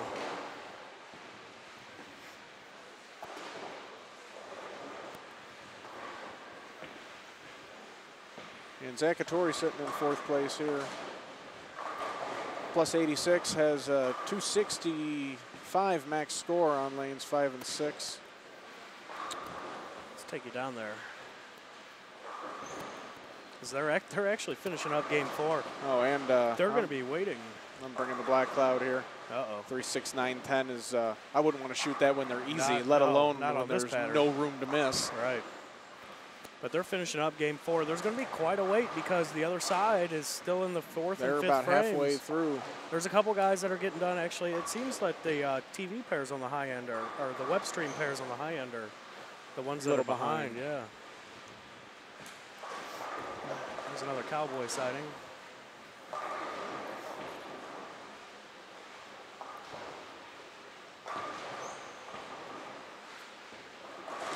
Oh, and Zach. He chopped it. Yeah, he sure did. Yep. 229 max score now. It's so easy to get 6 on this pattern. Let me tell you what. Let me tell you how easy it is to get 6. But then again, I don't know what I'm doing, so it's really easy to get 6. I did bowl. You did bowl Friday, and I did not bowl. So I give you props to that for shoeing up and getting out there trying her. Trying to brush off the dust, man. I just wanted to get out there and compete. Start bowling a little more and see if I can keep up with these guys. It just gives me all that much more respect for the guys that get out there and do it week in and week out, and a testament to how good they really are. As a guy like me, I mean, I've been doing this for a while. I understand lane play. I physically can't reproduce a shot if my life depended on it.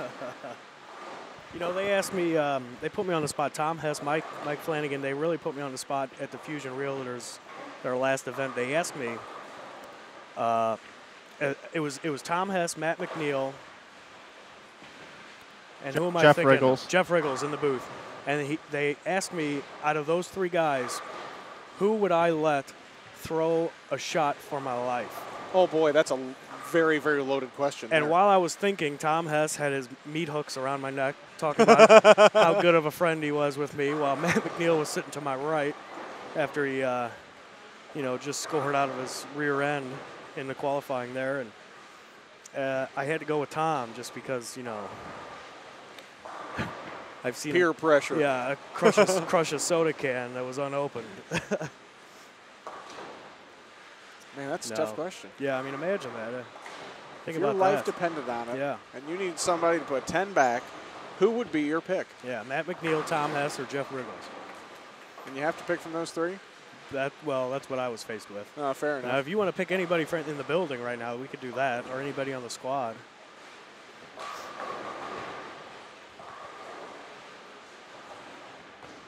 Anybody on this squad? Let's see. If they had to throw it for literally everything that you have, who would it be? I'm going to go with my original pick to lead the squad, John Serbinski. There you go. That's a good pick. He could probably do it. I'm thinking he'd so. save your life. I'm thinking he could save a life. I think I'd throw it myself. Oh, God. You ever seen him bowl? I don't. I think I have. He but throws I it just don't so remember. hard. He puts like all that timing and that he's so tall. Bringing the smoke. Yeah, I mean, we're talking 18, 19 miles an hour. Man, can you teach me how to do that? I sure can slow curve it with the best of them. Hattori with another strike. All or nothing for 229 this game. All or nothing, that's right. No spares. You know the easiest way to not miss spares there, Matt? Strike. That is correct. You are on point, sir.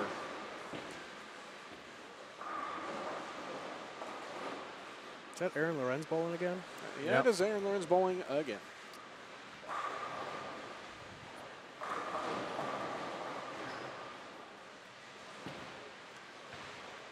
Team Fish is here representing here this evening. Connor Pickford. Hashtag Team Fish.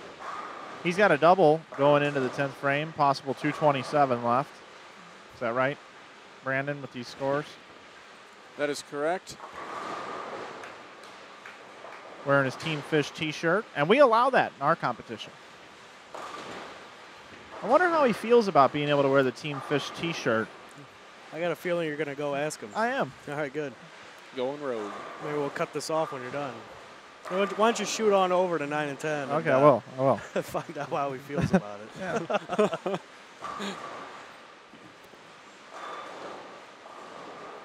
Adam Ishman's feeling good. Yeah, he's smiling.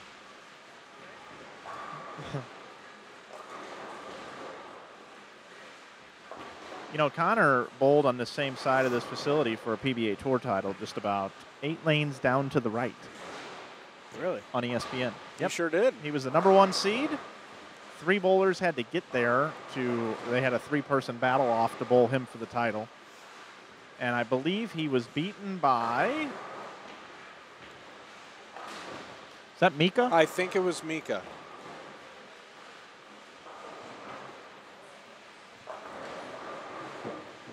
Now I'm going to dress code right now. Hey, Connor, real quick. You know, we don't really have much of a dress code. There's just no profanity and no wife beaters. And you're able to wear the Team Fish T-shirt. How does that make you feel? I think the Team Fish T-shirt is great. It's professional. It's only as professional as you want to make it look, actually.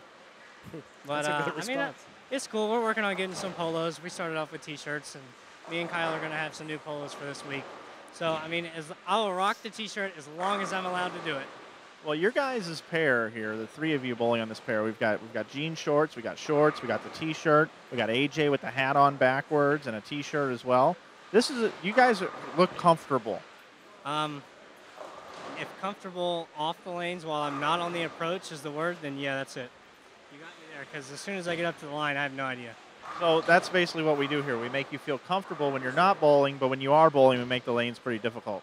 I really appreciate that because, you know, it's okay for us to come back and enjoy a beverage right now. I don't advise anybody doing that if you want your scores to go up, but as low as mine are, I figured it doesn't really matter right now. Yeah, and continue to participate in supporting the sponsors. Yes, absolutely. Yes, absolutely. We're going to continue to support all the sponsors, no matter who they are. All of them. All of them. All right, that's Connor Pickford down there. He's comfortable. Very comfortable. Very, very comfortable. Corporate casual, Connor Pickford. Is this the end of Game 4? It is the end of Game 4, sir. We are doing the old flipperoo. Where did Matt run off to? That's a very good question. He just told me to move, push me out of the way, threw some shoulders, and next thing you know, he's gone. We got a lot of beverages up here. He's thirsty. He needs his Red Bull. Gives him wings. All right, well, we're going to take you out to some action now. Getting ready to make the flip here.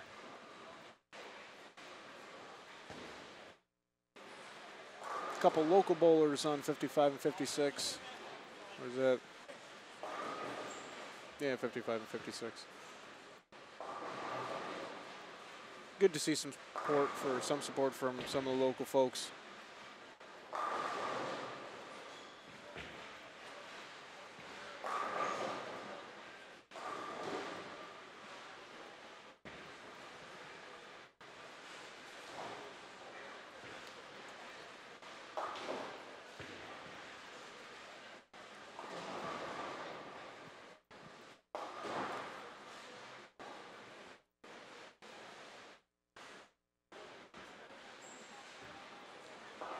So after 3 games combined squads here, 26th place, I believe, is plus 36, as reported by Tournament Director Jerry Anderson.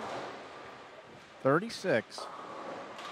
That makes me feel like I should have re-bowled again, Mike. Yeah, I can see how it would.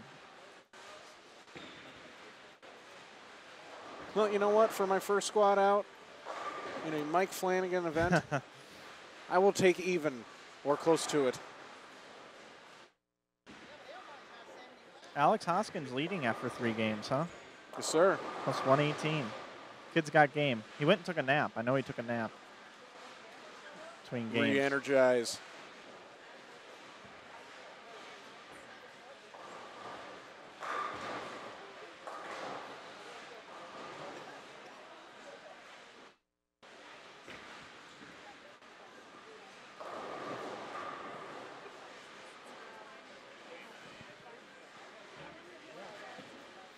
And we've got a crowd starting to come in now. It's very good. Like to see it. And we've actually got people watching the webcast right here in the building. It's pretty cool right here. That's pretty cool. Looking at the standings. I like that.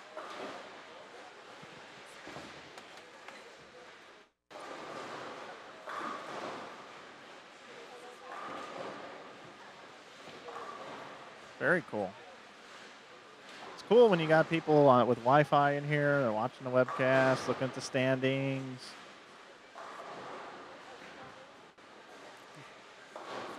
I'm actually going to tell Kimberly, who's hanging out over here.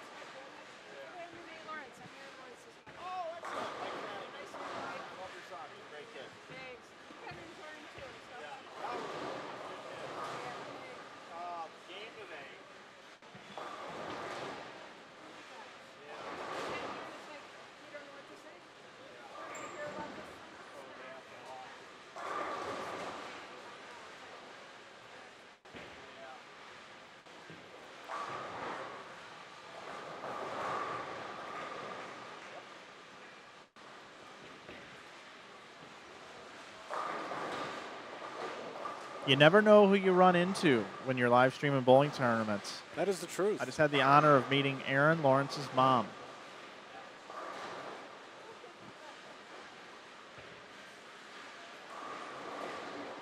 Aaron Lawrence needs to bowl tournaments that have like 100-game formats. Yes. Because he's just so consistent. He's not going to out-carry everybody in a sprint, but over time, that guy will just keep chipping away at you. But he will make better shots than you 95% of the time. Yep. It is fun to watch. I'm telling you, I crossed next to him during my squad Friday night, and to watch him go from playing 7th arrow to playing the twig immediately, very, very fun to watch.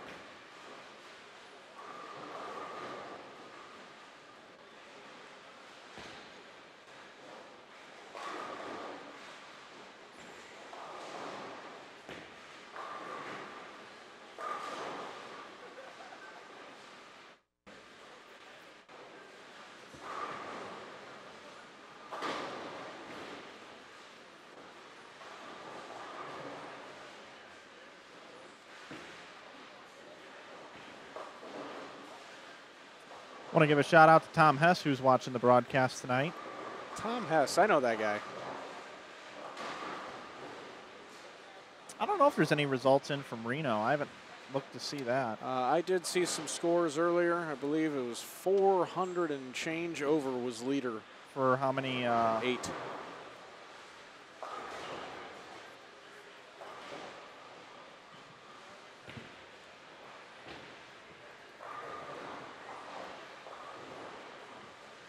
I was talking with Jake Peters earlier via text message, and I believe he informed me that after A squad anyway, it was 236 over to cash with a squad to go.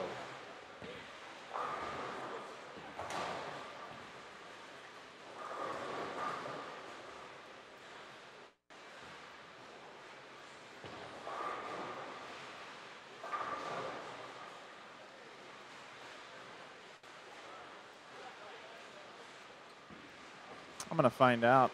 And I believe England is killing it over in the Weber Cup. Oh, yeah, they're crushing them. Last time I saw, I believe it ended the day at 14-4, I think, or 13-4, something along those lines. Yeah, they are bringing the pain.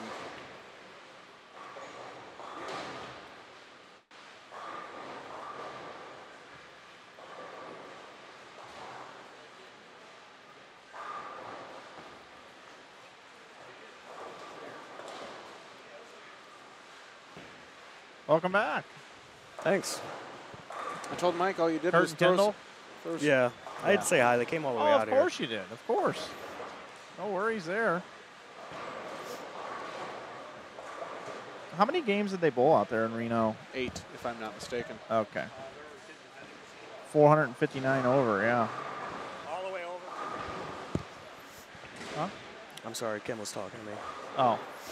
459 over out in Reno right now. Wow.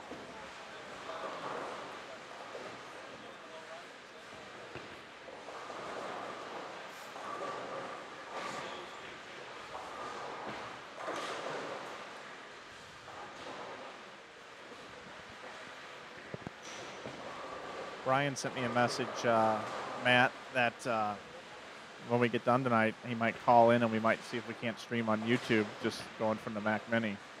Oh, really? Yeah, we might. That's going to be some extensive testing. Yeah. So I'm up for it. We'll see what happens. I do think when we're done with the squad, though, I'm going to get in the car and head to Fry's. I mean, there is a chance they could. Yeah, they might. They really might. It may not be that exact. No, but it might be an H.264 encoder. Yeah. Yeah. If anybody in the Las Vegas area has one, handy. Fry's. Come on up Let to me go check my backpack real quick, guys. We'll see what I got for you. Oh, Brian's actually watching right now. Yeah. Might. He said he might. Yeah, might. Well, does that might mean that you're going to help us, Brian, or might that Fry's might have an H.264 encoder? Be a little more descriptive, please. Brian types in the chat, might. Nice.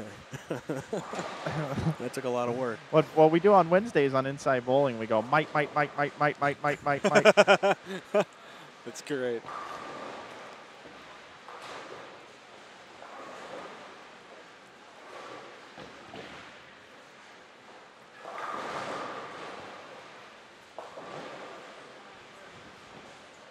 Brian doesn't think it's the hardware. Man, I don't know what it could be.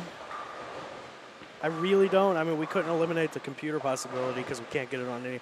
The Brian, and we're gonna go technical nerd out real quick for 30 seconds. But Brian, the H.264 driver I installed on my Surface disabled my wireless driver.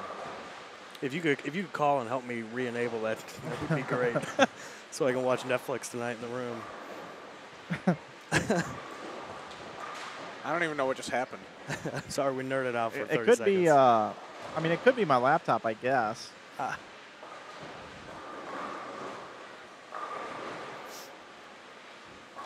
It could be. I just don't know why it keeps wanting. Yeah, well, now it's going to happen right now, but we'll wait for it to come back.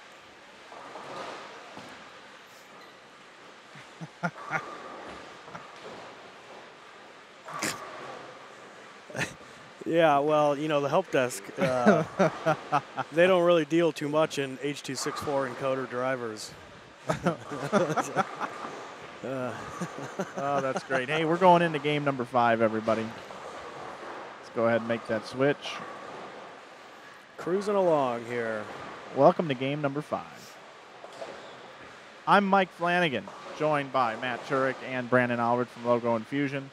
We want to thank you for watching coverage of the Columbia 300 Swerve IB Open here from the South Point Bowling Plaza here in beautiful Las Vegas, Nevada. The Columbia 300 Swerve is a ball to watch. It's been out for about a month, and it is a fantastic rolling bowling ball that just goes to the pins in a different way. You should head over to Columbia300.com to check out exactly what that ball does and can do for you. I think I'm going to navigate on over, but I think you should shoot on over. I think Everybody I will. at home. And I thought I saw one roaming around the concourse. I don't know if we can get it in the booth later for an interview. I saw it roaming. It's going to be hard. You know how hard it is to capture a bowling ball when it rolls around the concourse like that? Brandon, he's got no idea what we're talking about. I'm just hanging out, man. Yeah. You're just here. You're just here. Oh, goodness. I'm just here to listen to you guys. That's all. That's what we're trying to do. It is C-Squad Saturday night in Sin City. We're trying to provide some entertainment. As we normally do, we always buckle down the broadcast on Sunday, which we plan to do as well. But tonight's about having fun and watching quality bowlers try to make the first cut.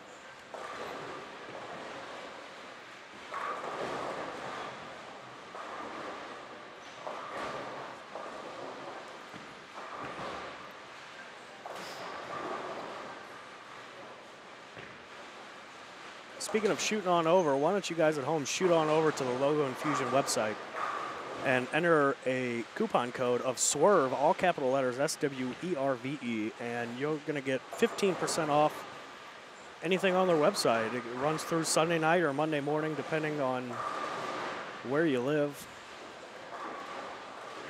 We got some pretty cool designs up there. We loaded up to, I believe, right around 260 different designs on our custom jersey section.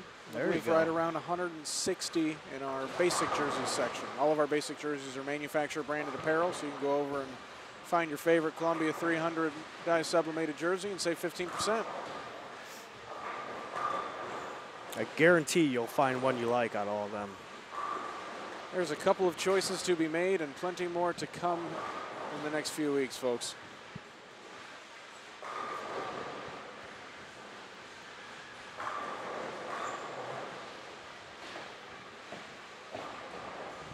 You know how to do that, Matt? Yeah, I know how to do that.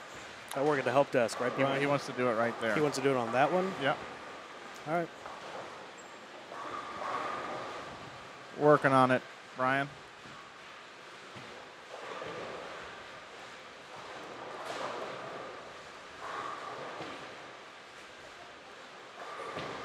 We're getting 7 millisecond response.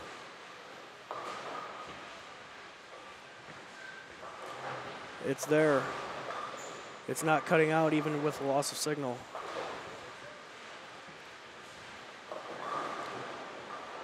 Hopefully you heard that. 7 milliseconds.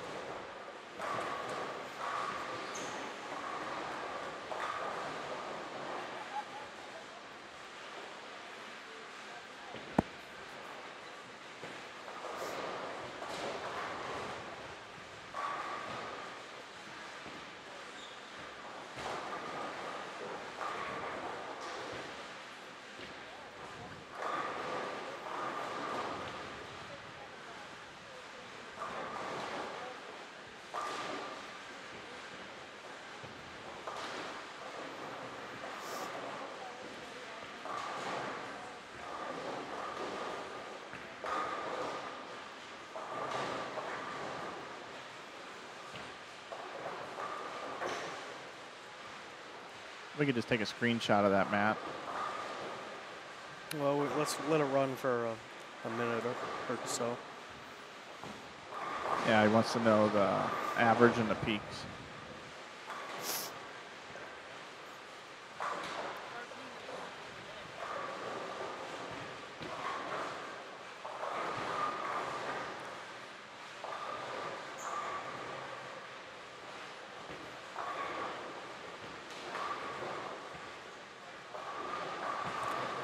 The highest has been 12 milliseconds, lowest has been 7.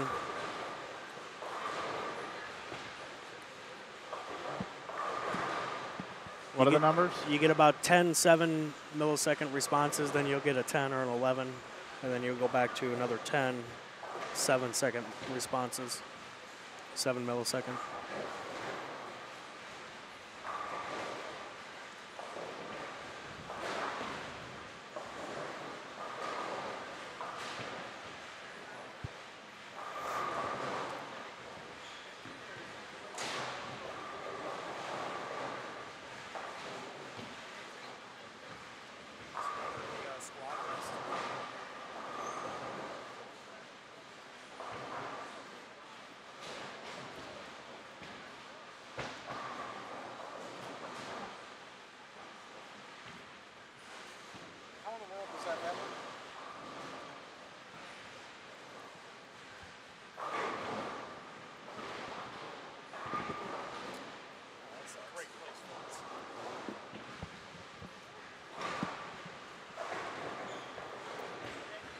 That would be the second time I'd lost my phone this tournament, in case we're counting.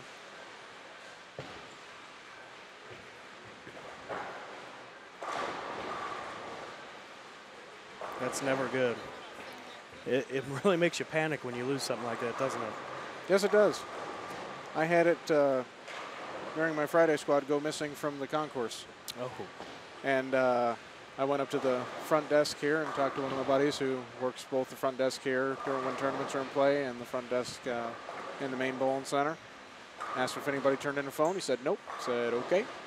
So I thought I was out of phone, and I went and packed up my equipment after my squad and went downstairs to security and asked if they'd found a phone. And sure enough, they said they had. They had one turned in.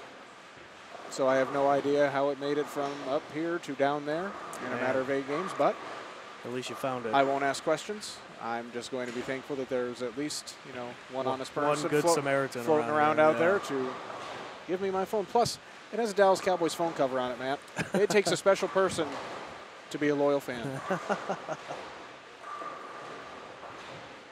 Because nobody else wants that.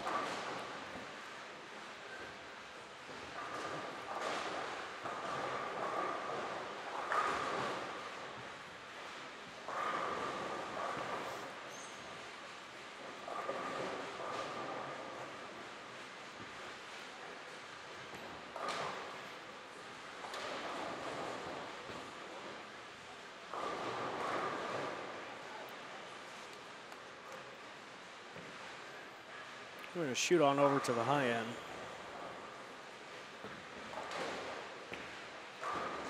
Let you guys take a gander at that for a little bit.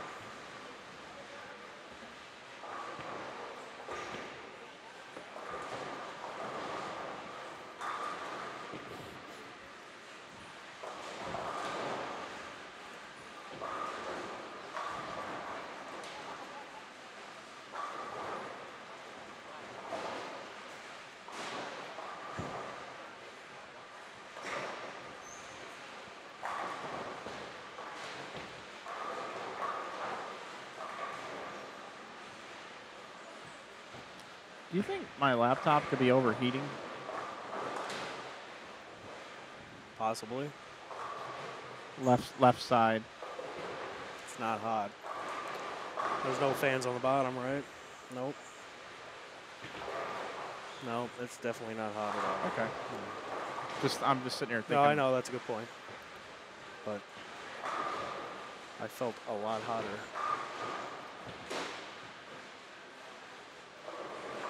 What inning is this now? Bottom 5. Boy, they need to score some runs out there in that Chicago Mets game. What's the score? 1-1, bottom 5. They need to get to their bullpen so they can start scoring some runs for me. You and that 1 and 3-0 ticket that you have, depending on where the decimal place is. Exactly. Depends on the time of day. Need something to happen. Hey, we're going to do one more troubleshooting thing. Brian makes a good point. Whoa. He said maybe try a different USB on the other side of the computer on a different hub. Well, we can get it over there. We just turn I wanted to do, yeah, that's a good point. So let's shut down the stream. We'll bring it back. All right, let's do it. We're working through technical difficulties, folks. That's what you're hearing right now. We're continuing coverage. Columbia 300 Swerve IB Open, South Point Bowling Plaza here in Las Vegas, Nevada. You're watching game number 5 of 8 tonight.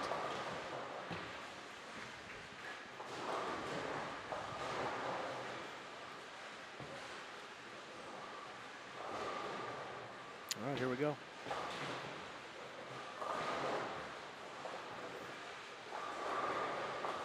Camera's busy. We're going to let it sit this time. And it just takes time for the windows to see the camera.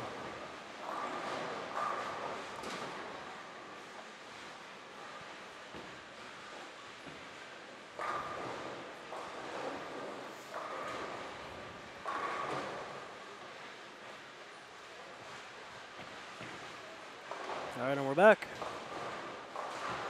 We are back.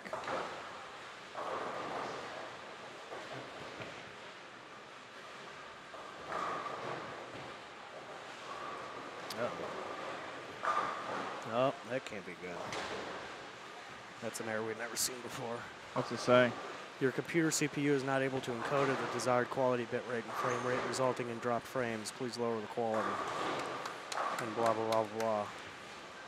Yeah, it just means that the computer is just working overloaded. Let's try it again. Camera's busy. I need to restart. Well, let's just let's just give it time.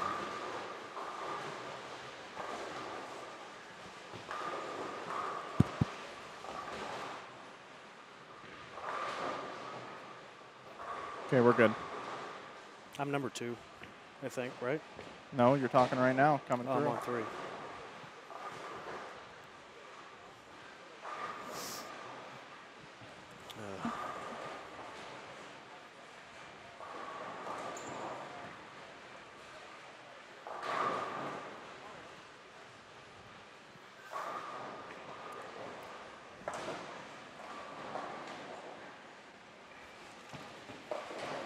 Back, Brandon? And we have scores. I am back with scores. Mikey Villarreal is crushing it with plus 174 for the 4 games. Second place, Zachatori, plus 115. Third place, Alex Hoskins, at plus 97. AJ Rice and Russ Oviatt tied in 4th place, plus 91. Matt McNeil in 6th place, plus 89. 7th place, Cameron Foster, plus 76. Gerald Baker, 8th place, plus 66. 9th place, Anthony Lavery Spar, plus 64. And rounding out your top 10, Mr. Adam Ishman at plus 61. He is making a comeback after being 40 under after 2 games. Good for him. Some solid bowling. Trying to see where Adam is this game, and it looks like he may be on the struggle bus this game.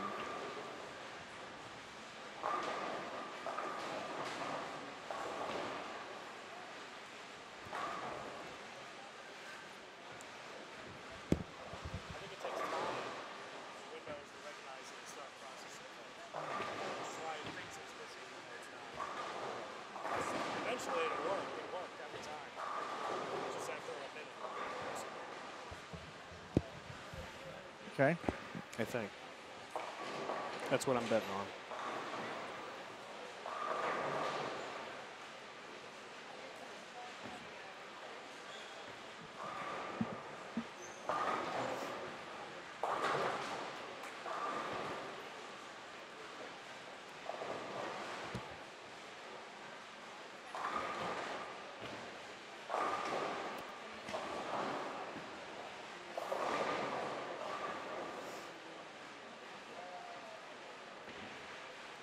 How about closing the program?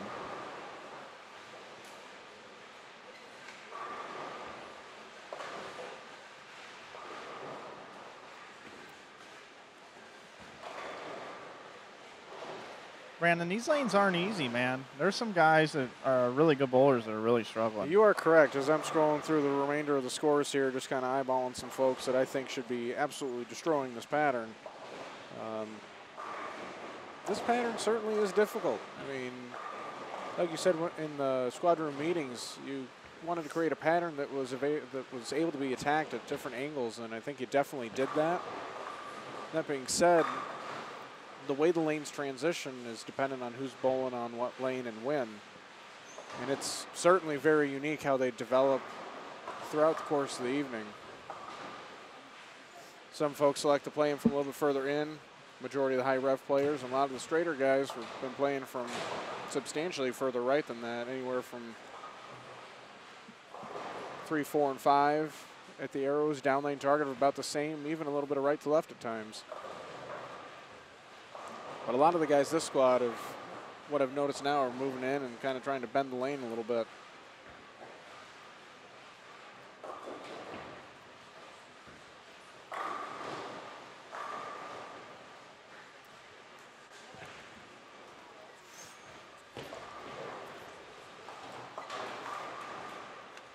And we're back live with you guys.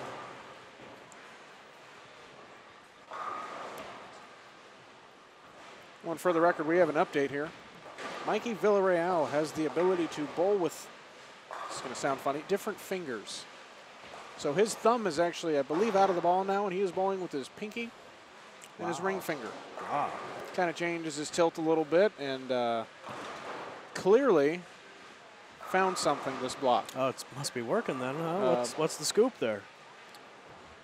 I've been able to bowl with Mikey the last couple of tournaments and kind of see his versatility, and he definitely has some tricks in the bag, and this is one that he elected to pull out to better match himself up with this pattern after bowling the first couple of squads of this tournament and not exactly seeing the reaction that he wanted to see. So I think this is more of a tilt and next rotation change that will help yield better scores, and clearly it's working for him.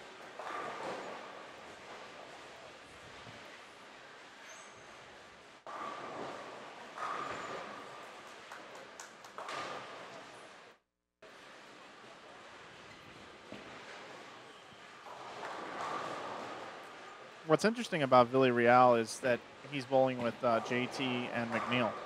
Correct, two lefties.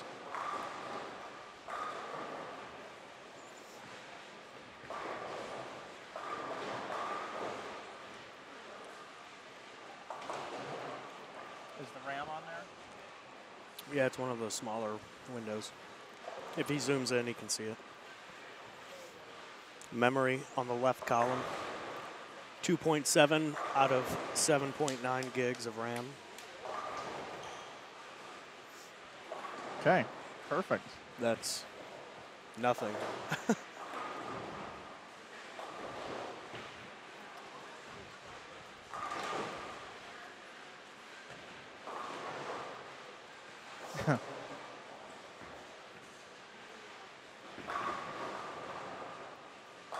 Ricky!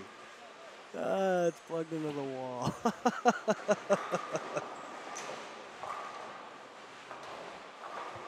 Ricky. Oh, you're funny. Thanks.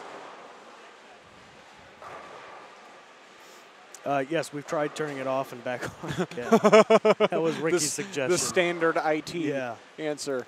In fact, at the help desk, we answer the phone. Thank you for calling the help desk. Have you tried turning it off and back on again?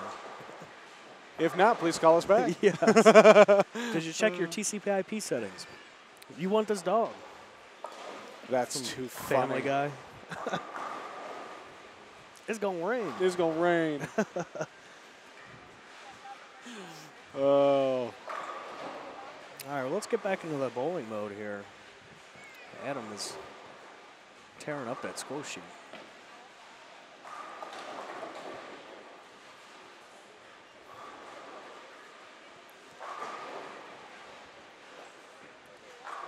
Zakatori in second place after 4 games, plus 115, shoots 234 this game. Mikey Villarreal looks like he is in with 256 game 5. He is clearly seeing some improvements in this squad, that's for sure. We're going to shoot back over to the low end. Catch a couple of shots from Mr. John Serbinski, who I voted as the guy to strike to save my life. Yeah, there you go. Let's see if he can do it. Mike Flanagan chose himself, and Matt Turek, who did you pick, sir? I don't believe you made a choice. No, I didn't pick out of this I would squad. be so dead right now because he just big forward. That would really get you. Yeah, I didn't pick out of the squad. I think you need to make a pick. Well, considering I know about 5 bowlers, give or take. Hey, man, that means what is there, 60? My chances are slim. You know, well, all you need is a chance. Chip in a chair, as they say. I'm gonna go with Connor Pickford. That's not a bad pick. Why not? That's not a bad pick. Let's see. He's moving pairs in between games, so we'll have to wait a second, I think. Wait a second to see if you're living or not.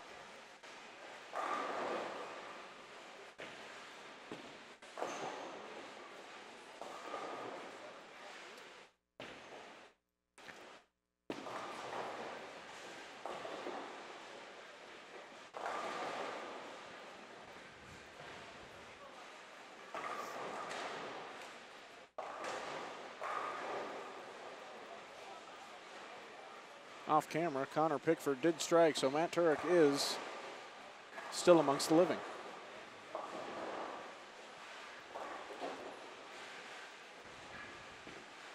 Good suggestion.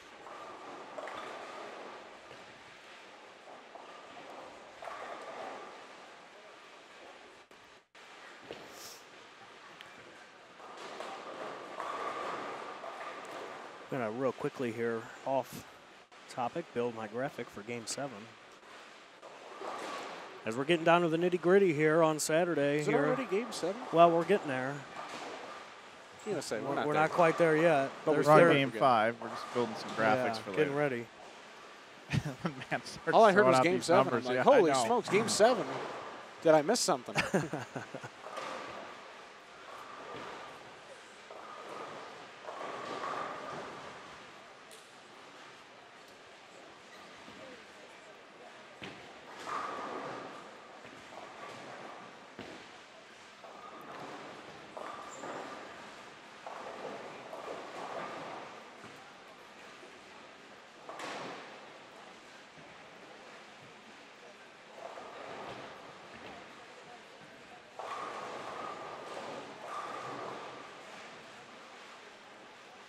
We do have one other laptop, Matt, but we can't use it right now.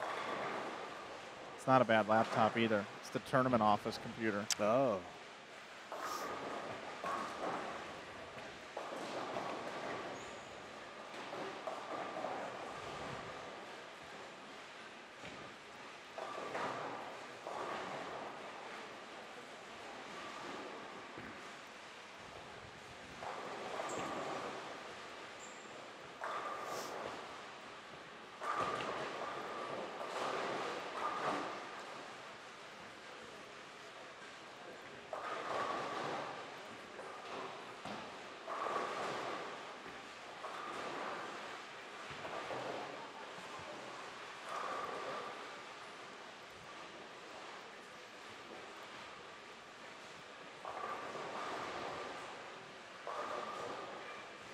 All right, 2-1 Mets, top 6.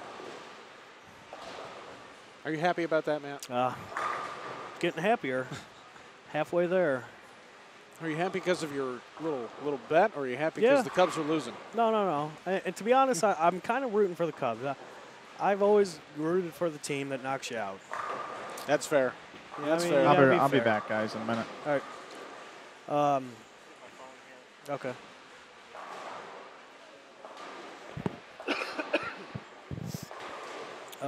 Yeah, I mean, It's they, no they different. bested us, so It's no different than rooting for the bowler who kicks you out of match play to Yeah, go I deeper guess. in the tournament than you. I'm just not, I'm not going to hold a grudge just because they beat us, I get it. They are from the NL Central. It would be awesome to see an NL Central team make it and win.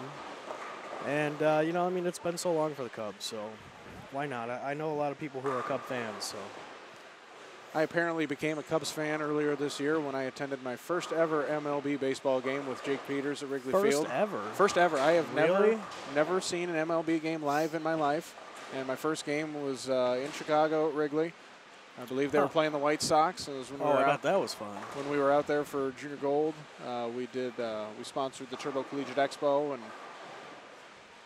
hung out and talked to some local pro shops out there about our pro shop package we have through Logo Infusion. And you know what? It's quite the experience. I have never been a fan of watching baseball on TV, and after attending that game, I have a much bigger appreciation for what goes on during a baseball game, and can watch it a little bit more involved now. Yeah, baseball is slow. If you don't understand the strategy behind it completely, baseball can be brutally slow. Correct. However, if the strategy is so deep that pitch by pitch, every pitcher on each team is trying their hardest to outsmart the hitter at any given moment. And the excitement, I mean, it's similar to bowling in a match play setting, to where you're trying to best that bowler frame by frame. Correct. And you have momentum that builds throughout the game or the day or the squad or the block. It's similar to that in baseball, as the pitcher throws each pitch and builds his confidence and builds momentum when he starts doing well, pitch by pitch, inning by inning, game by game. Sure. And, when you follow it all season long for multiple seasons and you're really into it, you understand how guys have come up from, they started out kind of bad, and you watch them progress, and it can be real exciting. It really can. It was pretty cool. I mean, I actually attended my second Major League Baseball game in a matter of a couple months span. We were in Dallas for the PWBA Tour Championship, the end of the season event for the ladies. And we ended up going to a Rangers game. Rangers and the really? Athletics, I believe. The A's are a good team. That was fun. The Rangers did lose that game, but it was definitely fun to watch. When was this? Recently? This year or last year? No, this was this year. Okay. The Cubs game was earlier this year in July, and then the Rangers game was actually last month. The A's made the postseason last year, I believe, and man, I've been to 2 postseason games in St. Louis. Both times they lost, but the atmosphere of the crowd, being and cheering and screaming at every pitch, is unbelievable. And the Oakland A's, when they made it, their fan base all brought bells. Oh boy.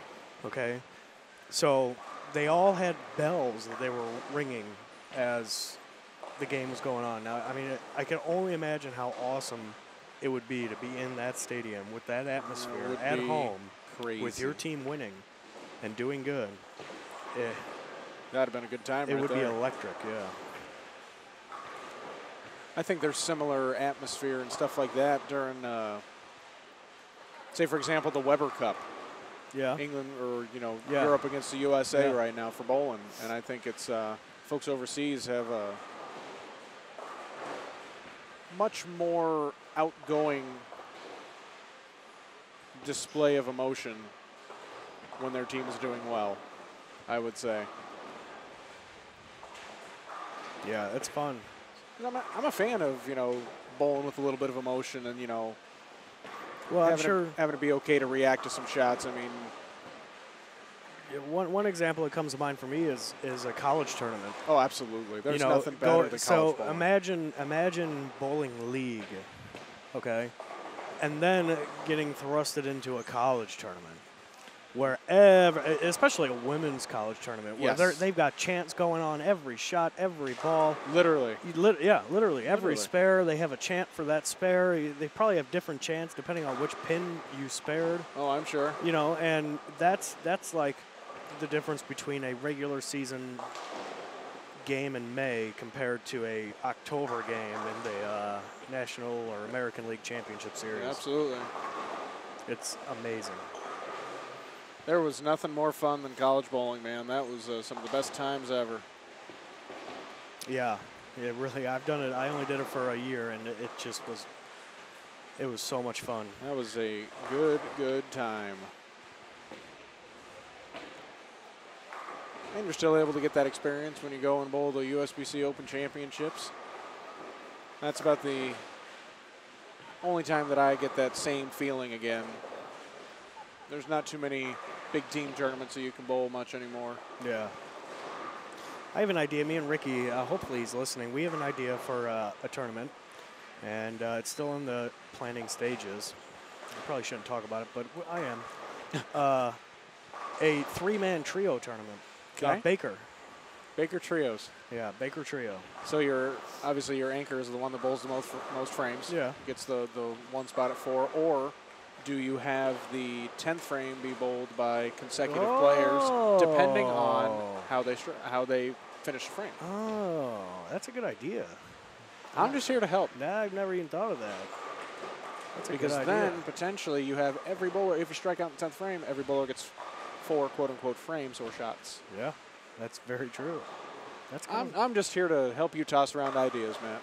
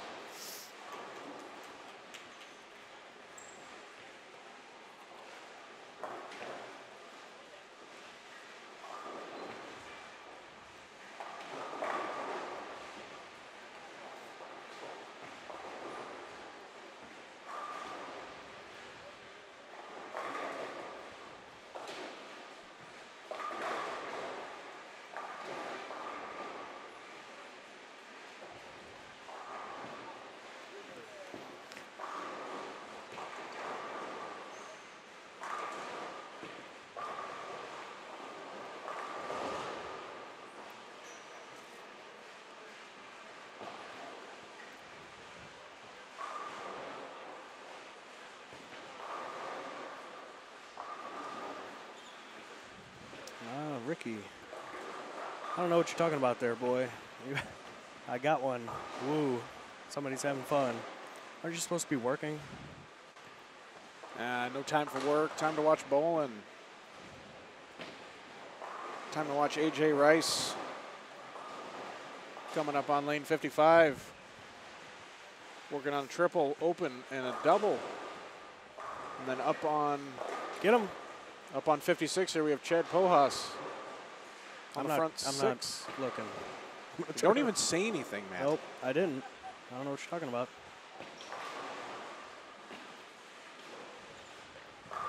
All right, it worked. All right. Okay.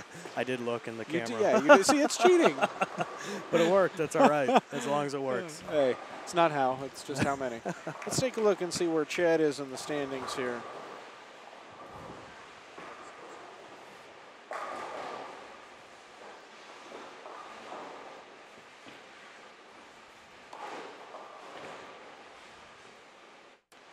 Chad was in 27th place at -14. So a good game this game could really help him kind of put himself right in the mix. He'd probably jump up to right around 15th or 16th for the squad. Yeah, and they're taking 26 for Sunday morning for Hey, the cashers man. round. That That's, ain't too bad. Ain't too shabby. That's a pretty good deal right there. Pins carry over. When they do come back, the top 26 are going to bowl 4 more games, and then they're going to cut to the top 12 for round-robin match play. So these games are very important, and Yes. then the 4 games tomorrow morning are even more important because Oh, you don't have a tremendous amount of time to put something good together. You just got to stay. It's like half a block. Correct. Yeah. I mean, it's Yeah, I it's mean, 4 not games anything. and 8 games. Yeah, that is literally half a block, man. That's my math skills.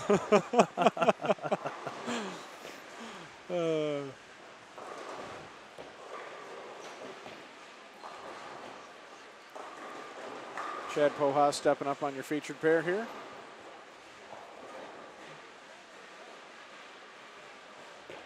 That's got to hook a lot. Oh. Get it. Oh, that's because I watched. Matt, you forgot to turn around. I'll go let Chad know later. All right, thanks. He'll appreciate you. Wait till I leave the floor, though. All right, don't point me out. Tell him it was the really tall one in the inside bowling shirt. Because I'm sure the fact the really short one in the inside bowling shirt would give it more away. There's two of us. Oh, no, I lied. Jerry's wearing one. But he's taller than me, so.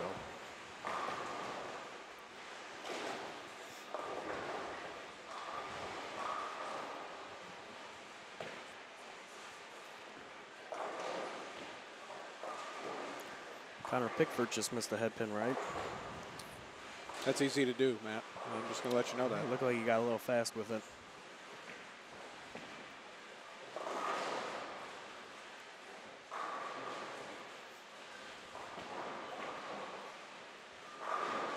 I would love to bowl a league where Mike Flanagan and Doug Dukes design the pattern, and it's a, let's say a, 30-week winter league. You bowl 5 weeks on 6 different patterns. Oh, wow. No sweeper, or maybe you make week 31 or whatever, have a sweeper night on another pattern. Heads up match play, determined by points. Point per game, 2 points for totals. 4-game league. Okay. I'm curious to see what the high average would be at the end of the season if you give these guys the opportunity to create patterns for you. Man. I mean, because you would imagine, you would have to, I guess, assume that they would make hard ones and easy ones. Correct. I'd imagine they'd keep them pretty fair, similar to this. I'd just be curious to see how different the averages would fluctuate from top to bottom, only because I've never really seen a long pattern that forces you to play right as much as, say, the pattern for the InsideBowling.com Open in April in St. Louis. That was quite impressive at 47 feet to watch next to nobody playing left. Yeah. And at this tournament here, too, I mean, early on, everybody was playing pretty far right. Well, A Squad seemed to be playing more track, but now B Squad, correct. When they started, they learned something or saw something, and a lot of more people started playing outside. Everybody played them right to start, and now, I mean, as you're seeing on the stream, folks, there's a lot of folks that are moving left. That's called Masters League. Ricky. Back in St. Louis, we had a St. Louis Traveling Masters League. It was called Masters League.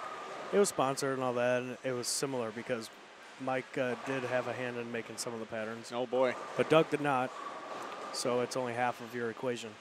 And it was kind of similar to what you're talking about. We had different patterns for each house. That would be a lot of fun. It was a 36-week league.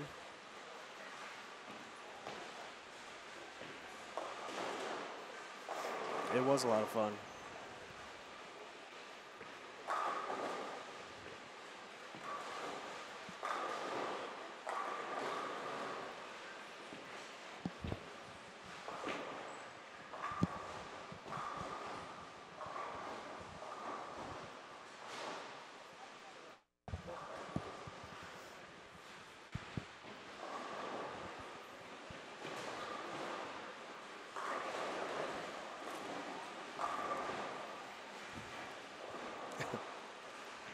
Wet your whistle over here in the booth. It's tough trying to talk all this time. I didn't think I had that many things to talk about. But you know what I can talk about for a long time, Matt? Yes. I can talk about some Logo Infusion jerseys all day long. I bet you can. They're easy to talk about.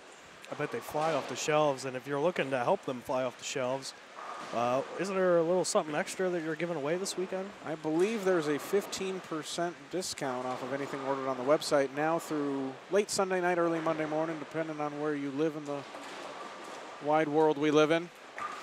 Yeah, and that coupon code in all capital letters, you have to hit the caps lock key, or you can hold shift. That's another option. It is Swerve, S-W-E-R-V-E. Type that into the website. You're going to get 15% off anything that they sell on the website, whether it's a custom jersey or one of the many that they have, the replica jerseys. or the what do you call it, pre-made designs? What we call basic jerseys, manufacturer branded apparel. For example, your Ebonite branded apparel, your Columbia branded apparel. Gives you the option to select your collar type and add your name to the back. Or we have what we call our custom jerseys, which are blank background designs that allow you to assign your logo placements of choice, collar type, and name additions. And currently we are running a special that we began in mid-February, goodness gracious, mid-September for Breast Cancer Awareness Month. Style 0025 if you're looking in our custom jersey section, folks. We're donating 10% of the proceeds that we generate from sales through those designs to Bowl for the Cure. Awesome. So if you guys want to head over there, it's not too late to go ahead and pick up your breast cancer awareness style and help support a great cause and a great organization.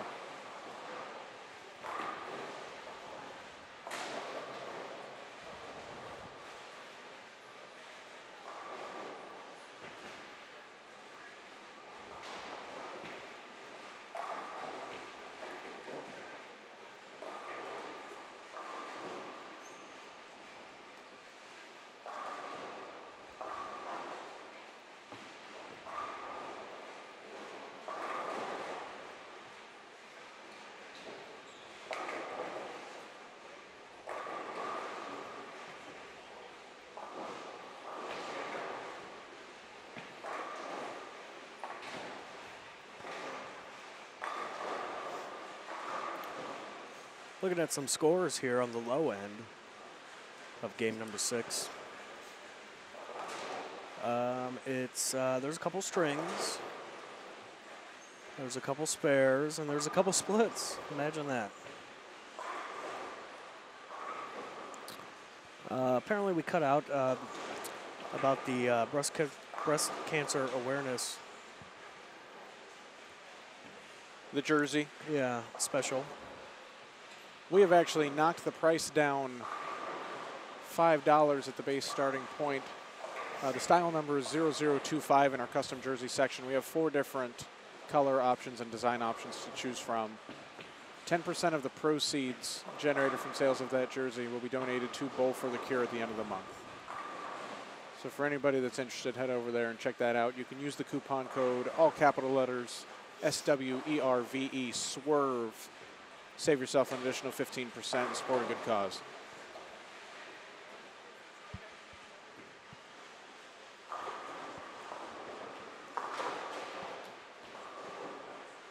And let's not forget our title sponsor, Columbia 300, with the new Swerve. And that Hyper bowling Shock ball. technology. Yeah, let me tell you, it's green. The Hulk. It's got the Hulk in it. Yeah, and it keeps the pins low. I will attest to that. It is a rather unique shape. I drilled one yesterday before my squad to come out and give it a shot. And you know what? It's definitely unique. It is very smooth, very predictable, very controllable, and on a pattern like this, something you needed on the fresh condition. And it definitely keeps the pins lower than a lot of other balls I've thrown. Unique is about the best word to describe it. You can shoot on over to the Columbia 300 website at Columbia300.com. Click on the bowling ball section, click on the Swerve, and they've got some great videos you can watch.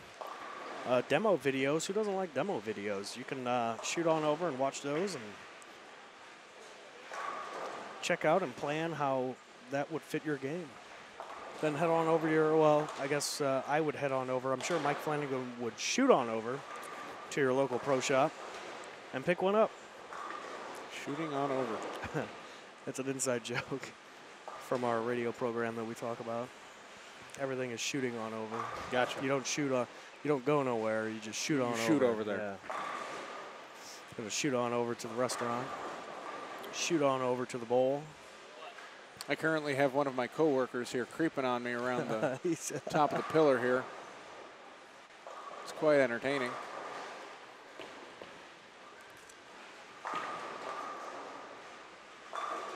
Everybody's coming down to check this tournament now. We've got quite the crowd going on in the stands here, folks. It's awesome. Everybody wants to come spend their Saturday night hanging out with us here. Definitely. Appreciate the folks in the chat. engaging with us and the folks tuned into the live stream here on their Saturday evening, enjoying a little bit of bowling and a little bit of Matt Turek. Yeah, well, you can't go wrong there, right? Oh, you know. We're trying to provide the best entertainment for you. The water's flowing. We're keeping our whistle wet, and we're bringing you some action here, qualifying action. This is the last squad of qualifying, C squad, here at South Point Bowling Plaza in Sin City, Nevada. This place is phenomenal.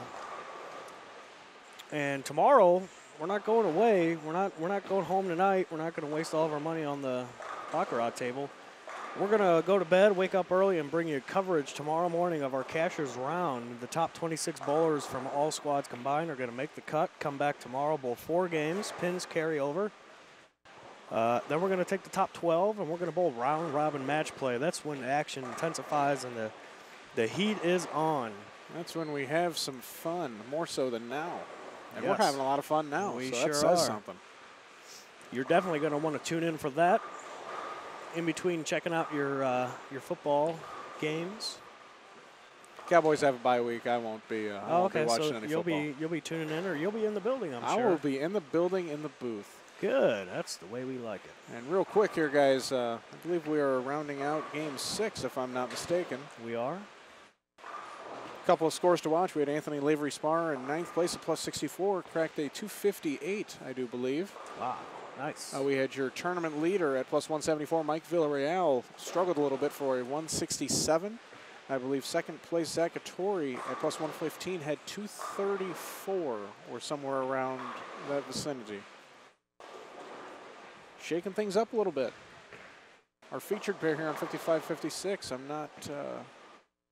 do not quite recall who was on that pair, but the B bowler had a hole in the 10th for 247.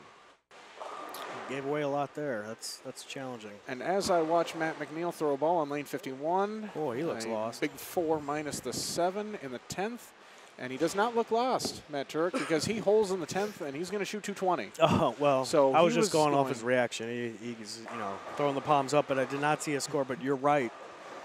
Holing in the 10th for 220 is That's a good game. That's Just a bad break, but still correct. a good game.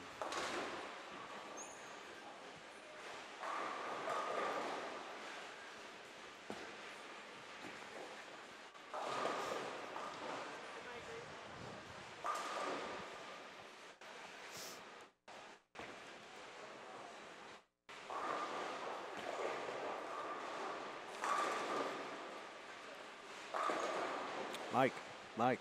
Mike. I see him over there talking about paper, but I think he's got his headset out. I don't blame him. Who would want to listen to us, right? No kidding. All these people in the stream, that's who. Yeah, Ricky Metzko. Excuse me. Yeah, water. The water's flowing.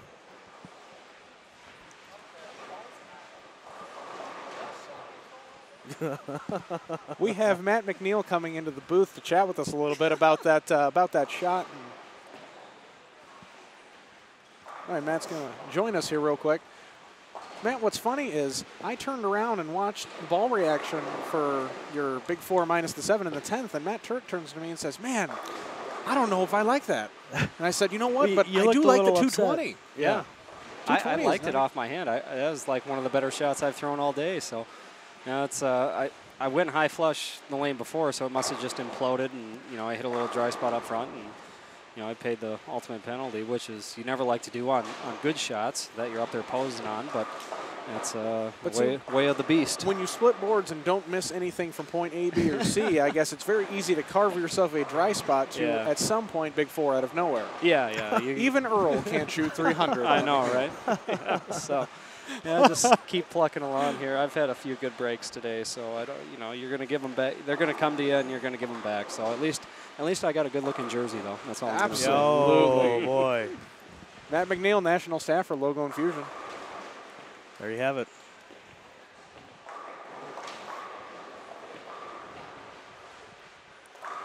All right, with the shameless plug, Matt McNeil.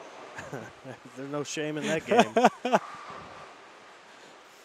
All right, well, let's shoot on back over to the high end. where we have game number 7 getting underway. 2 games so to go. now it's game number 7. All right. I believe so. And I believe we have Mr. McNeil joining us on the featured pair, 55-56. Yeah, you're going to see him right out front.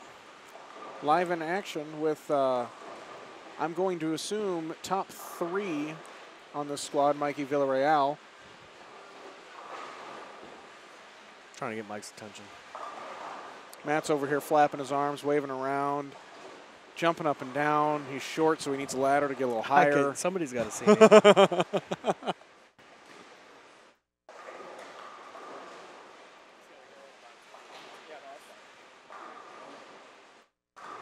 Hey, I took a walk and I came up with another idea. Has this thing been working okay? It failed once, and well, now we have another option to upgrade. It failed once. It's been working okay. Anything else from Brian?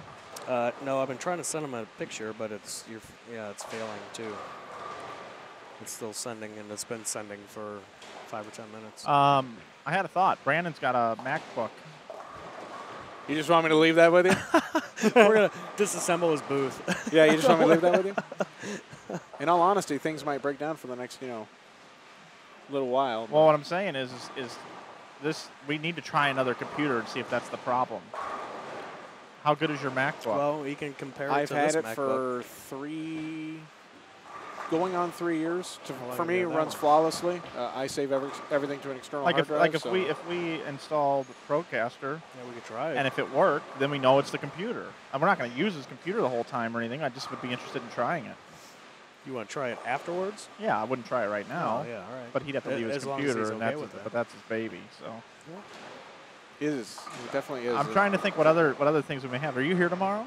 I am here tomorrow. Yeah, he's already told us he's going to be in the booth, and I don't even have to show up, he said, because he's going to take over. Good. I know everything. duties. I've been here twice now, and I know everything that Matt Turek does. No questions. Yep. That is 100% lie. This thing is still really sending. Yeah, it went through finally. It This actually one? went through, yeah. I picked it up.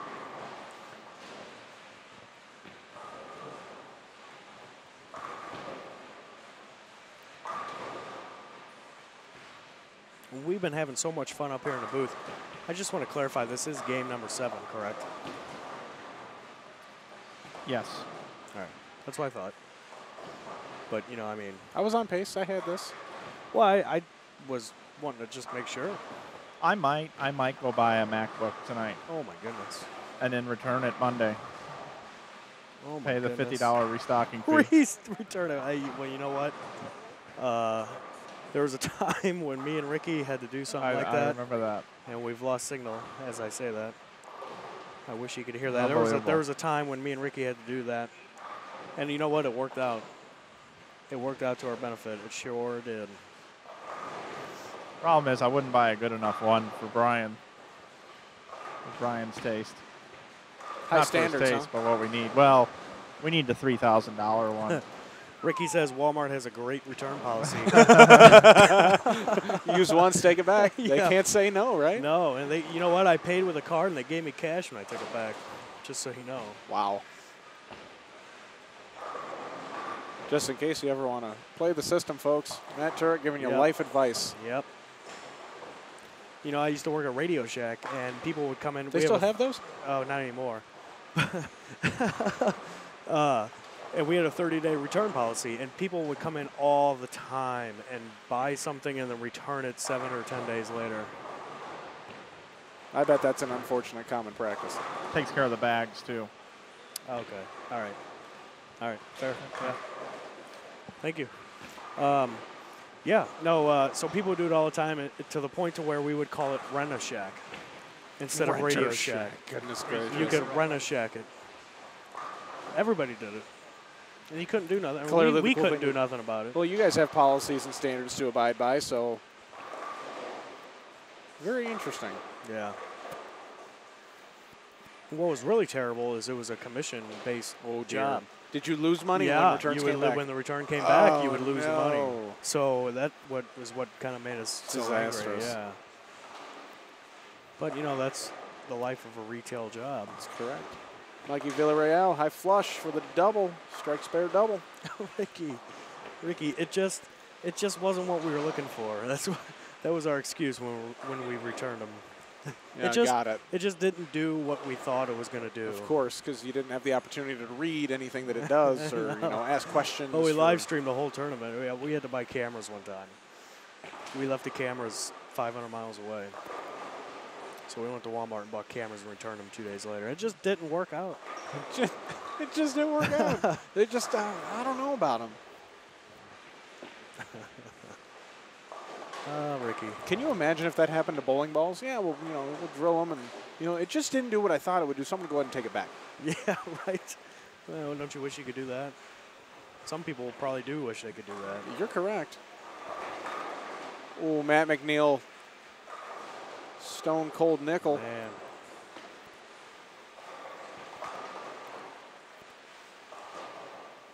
Is that the 5-pin or is that the 8-pin? I can't tell from this vantage point. I'm not looking at the I think it's a 5-pin. It's like in between the 5 and the 8, or 5 and the 9, excuse me. Yeah, so that's why I was a little confused with what I saw from here, because where I'm standing, directly watching Matt bowl, looks like a 5-pin, but on the monitor, it looks every bit of a 9-pin.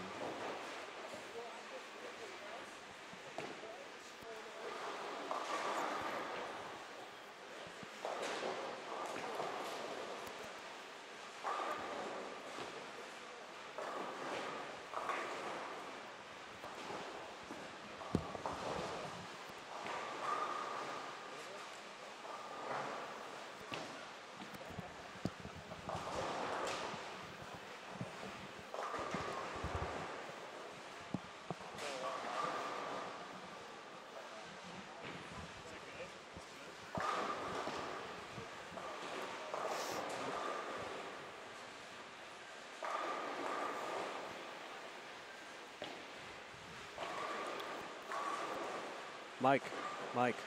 I know he's here somewhere. I could use a trip to the assignment area before Brandon shoots on out of here. It's getting late. My fiance and I are about to buy a house. Oh, really? Oh, that's cool. Yeah, we're selling ours and moving into something bigger and better, I guess. Oh, there you go. Way to go, Dave. Good for you. Trying, man. Just trying to keep up with you, that's all. Well, if you really knew how I lived, my cardboard box, my 32-ounce cup box from the bowling alley. They let you sleep in the case box out back. Get out of here. Yeah. I mean, the duct tape shores it up when it rains, but, no. I do all right. I have a day job. I have a day job. This is my hobby.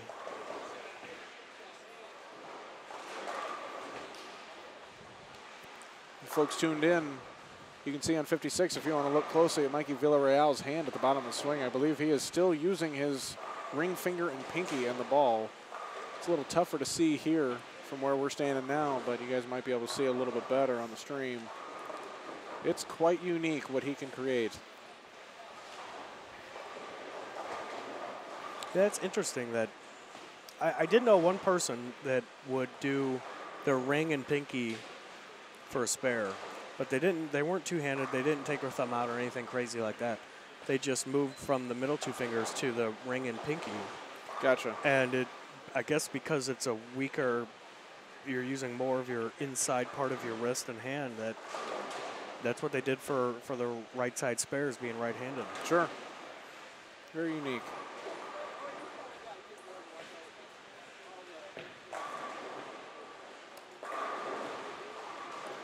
How's JT been on the squad? I haven't seen his name floating up top. He's moved on to our featured pairs. Came in a little high there, a 2.4710. He's scratching the fro like he's a little confused, but he's got a decent game going. He started out 6-count split 1, then 4 in a row, and then another 6-count split. GT was sitting in 33rd at -36, so I'm thinking his B squad scores are going to be the ones that are utilized. Definitely is. That is not a bad score to settle on by any means. I would personally love to have that number tucked in my back pocket to ensure myself in a little bit of bowling tomorrow morning, but Real quick, Ricky, yes, it is only online. The recording has been smooth sailing. Maybe I'll give you a call when we're done. And I'm like 10 deep and we can talk about it.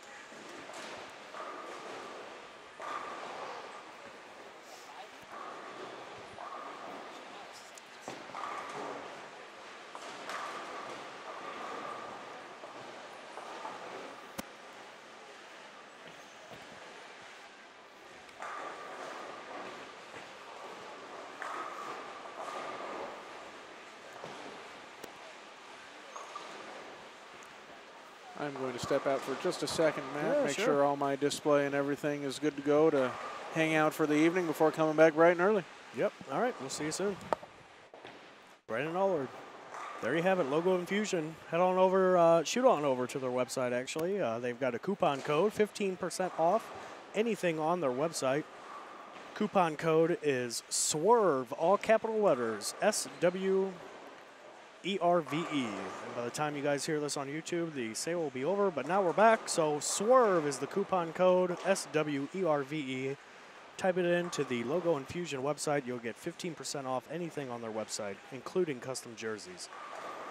That sale is going on through Sunday night or Monday morning, depending on where you live and where you order from. If you ever wanted a custom jersey, you're definitely going to want one from Logo Infusion. They do not disappoint.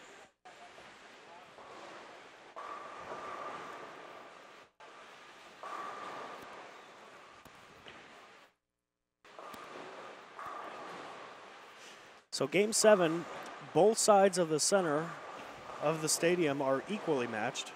They are both in the 6th and 7th frames. A couple games ago, one side was getting a little bit behind, but it looks like they caught up, throwing more strikes, it looks like. Just got one game to go after this, guys. One game to go tomorrow. Tomorrow, you guys are on set for some great bowling action. Tomorrow, we're going to have the top 26 bowlers from all 3 squads combined come back and bowl 4 more games. Pins do carry over. Then out of those top 26 bowlers, the top 12 are going to bowl round robin match play. Round robin match play. Who doesn't like round robin match play? 11 games and then a position round. There's going to be a lot of movement in the standings during that time. You're definitely going to want to check it out. After that, you're going to want to join us for the stepladder finals, where we're going to crown a champion. We're going to hand out $5,000 to the top bowler here this weekend. And if you want to look at the prize list, it is down below at the event information tabs below the stream. Just click the blue button and then click manual refresh. And you can see what we're going to be paying out. $5,000 for first, $3,000 for second, $2,500 for third, $2,000 for fourth, $1,500 for first. The last cash spot, $500. It's not too bad.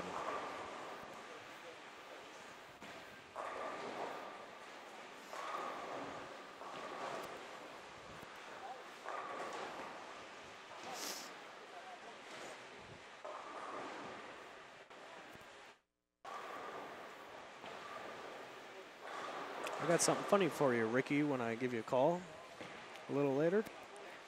I know you'll enjoy it. Mets are leading 3-1 over Chicago. That's good news. Good news for me. I really don't care. Hopefully the Cubs will come back and score a couple more runs and tie it up. We'll go to extra innings and make it exciting. And once I get out of here, I can go downstairs and watch it.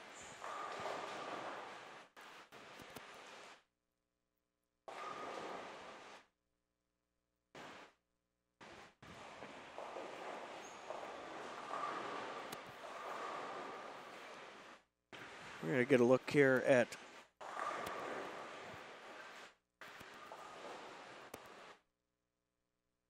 JT Action Jackson.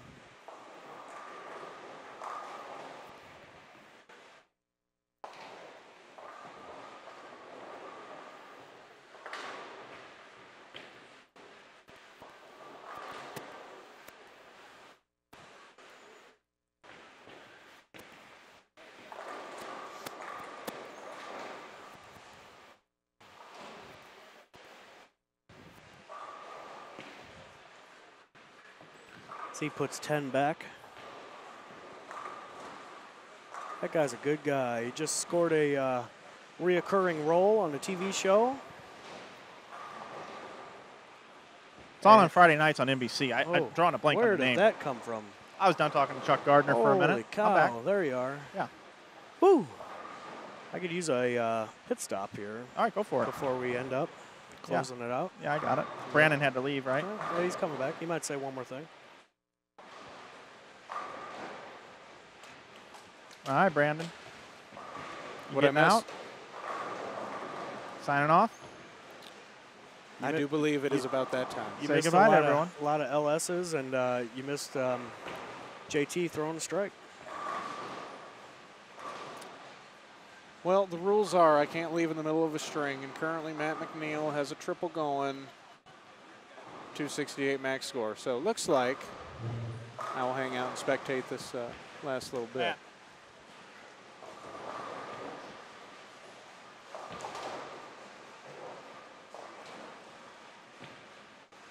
My phone's at like 10% juice. I leave it here plugged in. Every time I come back, it's unplugged again.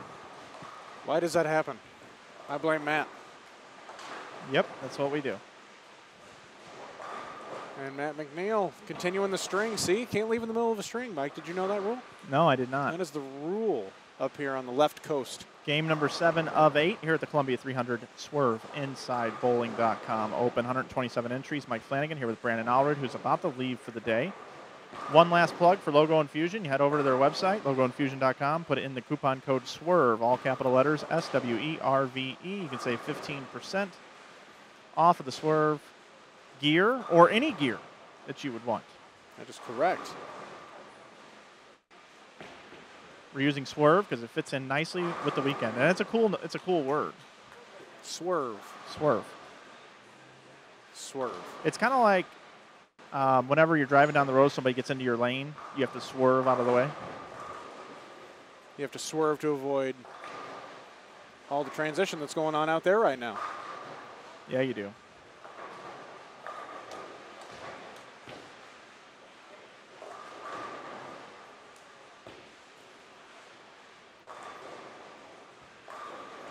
Should have a standings update coming very, very quickly. After game number 6 should be out just a moment. Lots of social media, Brandon. You've been doing a lot of social media. Hashtagging the Inside Bowling. We appreciate it. Lots of hashtags, man.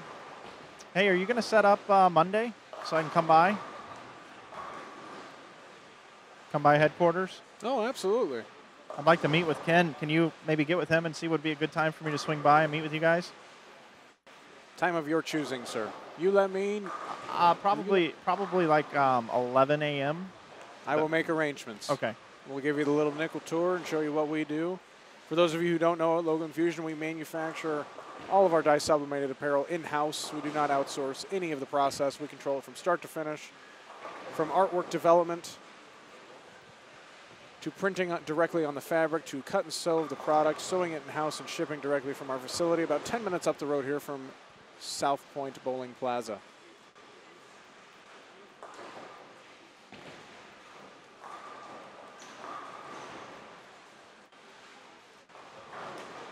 You want to talk?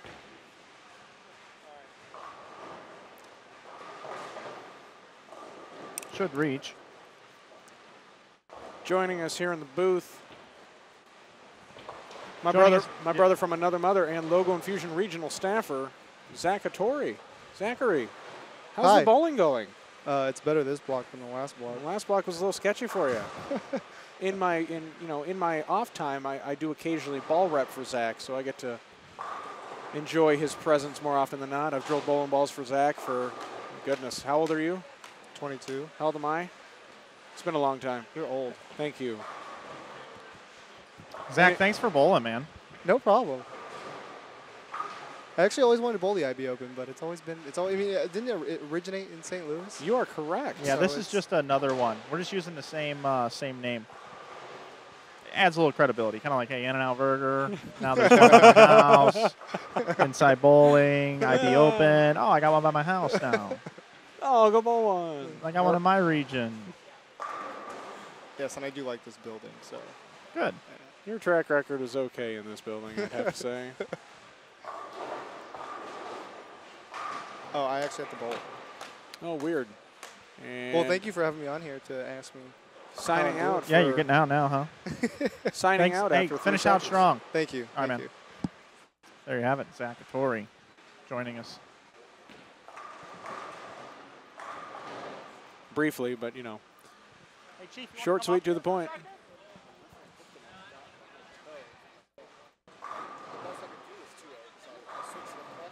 Brian Himmler, the Chief, is here. I got to go out and say hi real quick to the Chief. It's good to see you, man.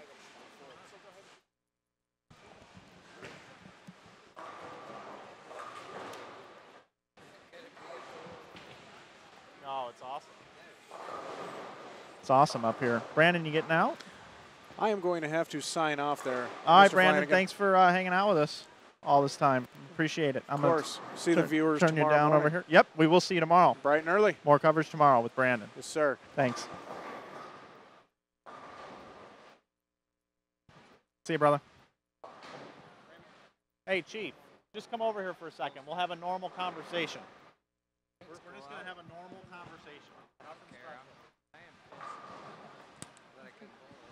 All right. Hey, everybody, we got a special guest here in the booth right now joining me. Coming in to bowl some other events coming up next week. Brian Himmler, the Chief, is here now. How are you? I'm doing great, Mike. How are you? Good, man. I miss kind of working with you and being involved with you, buddy. Yeah, it's you were in with us for a little while. There, and it was nice having you. And you did some nice things for me, and I'm grateful. Well, you're a good dude. I've always enjoyed you and your career and what you represent, and all the hard work you do back home too for bowling. Yeah, it's kind of nice this week. I'll be just taking care of myself this week instead of almost 2,000 league bowlers at my bowling center, and high school bowling's getting ready to start. And I'm just excited to get out and bowl. I still bowl just enough to be competitive, and you never know. If I get it going, I can have a great week. But I'm really looking forward to the doubles and singles and team this week, and just getting together with some old friends, and we're going to do well. Brian Himmler here in the booth with me. Brian, who are you bowling the doubles with next week? Bowling with Mike Edwards. Eddie and I have been great friends since I was a teenager. We bowled all the old school tournaments out west together when it was one pro and one AM, and at that time in my life I was 16, 17, 18 years old, so it's been a long time since we bowled together, and I'm really looking forward to it. We're going to have a great week. Yeah, absolutely. And I remember when you bowled with Angelo recently, I was cheering you guys on. There was a doubles event, and I thought you guys were going to get in there. I know you guys made the finals, right? Mm-hmm. And I thought, man, I was like, man, I'd love to see Chief and Angelo get in there. It just fell a little short, ran out of gas or something. Well, I think we just couldn't average 240. We were averaging 230. that was in Indianapolis? Milwaukee. Milwaukee, that's where it was. I knew it was. Yeah, actually, I ended up bowling with Brad at the last minute. He was supposed to bowl with Jonathan Bauer, and he had been injured, and it's kind of a last-minute call, and it worked out. It was a fun week. Brad's another guy that I really enjoy his sense of humor. He's got a nickname for me and stuff. I love Brad Angelo, so. If you see him next time, tell him I said hello. We've got some standings here after game number 6. Got to update the folks at home. Mike Villarreal is in first at plus 227. Second, Zakatori, who we just had up here in the booth at plus 186. He is second. Alex Hoskins is at plus 133 in third. Anthony Lavery Spar is fourth at plus 103. Fifth, Cameron Foster at 100 over. Then it goes A.J. Rice at plus 94. But remember, he put up a good score earlier. So he's probably not going to use that particular score here. I believe it was about 140 over earlier. You can check that out on your event information tabs. Darren Tang sits at plus 87. Gerald Baker at 76. Devin Bidwell at 75. And Russ Oviatt plus 70. If you want to check out those scores, you can see them down below. Event information tab. We are in game number 7. Getting ready to make the switch over to game number 8 here on our last game of qualifying. Brian, we've been at it here for some time. You're just kind of getting here, but we've been streaming since yesterday. And this is our last game of 24 games of qualifying, so it's kind of the finish line for us. I've run tournaments myself at home, and until I ran them, I never realized how hard it is to run one. And what it takes to run smooth and to not have issues, and you guys do a nice job. Yeah, and then there's this broadcast part of it as well that we. I have never tackled that. Yeah, it's a lot of plugging stuff in, buddy. Yeah, that would be somebody else's job if I ever did that. So are you still involved with the regional program back home? No, not really. I think the last couple of years, the only regional I bowled has been Brian Kretzer's regional he hosts in Coldwater. It's just hard for me to be away for a Friday, Saturday, Sunday. Being in the pro shop business, it's, I'd have to go and win the tournament to make it worthwhile. And I just not as dedicated as I was to, feel. I know I can hang, but to go and win a tournament right now, I'm not afraid to. But it's not where it was 10 years ago, so I'm better off to stay home and make the guaranteed money. Talking with Brian Himmler here up in the booth during the last game of qualifying here. Let me slide over here real quick. We got a little error going on. So what do you do tomorrow now that you're in Vegas? Well, since I wasn't permitted to bowl your tournament, I get to watch football all day. And I am really excited about it. There is nothing I love more than being in a sports book on an NFL Sunday. So it is fun. I can't wait. You got to get a seat. You got to find a seat early. I'll be floating. I'll be all over. Oh, okay. All well, right. Bengals game, I'll be standing anyways just because I'll be nervous. So. Very true. Very true. Were you going to bowl this event, Brian? Yeah, actually, I was planning to, and I was about to change my flight and then realized that I wasn't aware of the conflicting event in Reno, and I'm glad I heard at the last minute that I didn't change my plans and get here yesterday. Yeah, I think that decision hurt us a little bit on entries, but still ended up with 127. We're going to pay $5,000 for first. So yeah, still a great tournament, and I totally understand the PBA's rule about conflicting tournaments. I hosted a regional for 17 years, and if you're going to host a tournament and have the PBA involved, then that's, if you're running it, you want to be guaranteed to have the best bowlers there. And I just wasn't aware that tournament was even going on. Yeah, I think it's 480 miles away. Yeah. In Reno. Yeah, too far for me. I'll just hang. It is a ways. I gotta save up my energy for this. I got 3 tournaments to bowl already. That's enough. Yeah, now you've got your bowling team, right? Yeah. So who's on your team? It's me, Mike Edwards, Robert Smith, Tim Mack, and Lonnie Wallachek. It would be pretty sweet for Lonnie, and I know a lot of you guys too know this name, but Lonnie used to be part of a team that bowled on TV a lot, the Ebonite Nitro R's, with Sean Swanson. Yeah, I knew Sean well. Great guy. And with Sean passing earlier this year, he was very, very good to us at Inside Bowling too. He sent a lot of people to our tournaments when we first started up, and he didn't have to, and we really miss Sean. But that'd be cool if Lonnie could get a W for Sean. Yeah, that would be great. Just the whole vibe of our team, if we will definitely be the funnest team there. And I think that's just going to add on to us getting fired up. And then we got a Penn State Nittany Lion, Tim Mack. He's kind of like he'll be like the coach and mascot and crazy man and great bowler at the same time. You guys have a lineup picked out yet? Oh, God, we haven't gotten that far. Okay. I'll be the leadoff. I like to be done first. Yeah, yeah.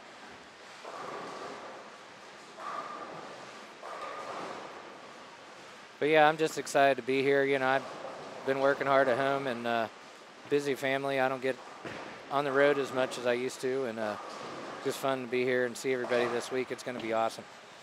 Yeah, I know you still like to compete. We've had conversations about that, and I still remember going to Dayton, Ohio, and seeing the Collegiate Masters tournament at Capri Lanes and Junior Masters, and you had some success in that building. That's the first time I ever saw your name, and then you went on to have a pretty good run there for a while on the PBA tour.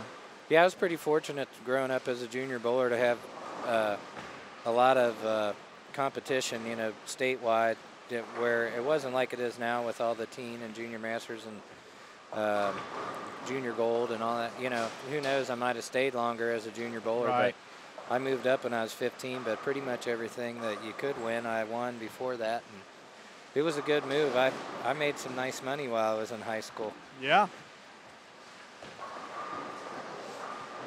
We've had some pretty good guests up here in the booth. We're talking with Brian Himmler, PBA champion, and just all around good guy. Always enjoyed being around, hearing some stories. Big sports fan. And we had Wendy McPherson up here earlier today talking about when the women's tour folded, and she went over to Japan and absolutely dominated for a while, made almost $500,000 in about a 6-year stretch. It's pretty awesome. Yeah, Wendy's amazing. She has just the ability to win when she's bowling good. She has that extra spot in her brain, like kind of like Norm Duke has, that if it's on, she's going to take it the whole way. And that doesn't surprise me how much success she had there. And God love her, she deserves it. You know, she's always been a great bowler and a great person. And I saw her right after she had done a lot of those, accomplished all that, and it was just great stuff. Hey, I want to introduce you, Brian, to our producer here, Matt Turek. Meet Brian Himmler. Oh, wow. Brian Himmler, PBA champion. Yeah. Just nice to meet you. Pleasure. Just out a little bit early for the PBA stuff next week, and a rarity. I was able to get him in the booth. Absolute rarity. I'm usually hiding out. Yeah, I know you like to do your thing, but I stole you away for a little bit.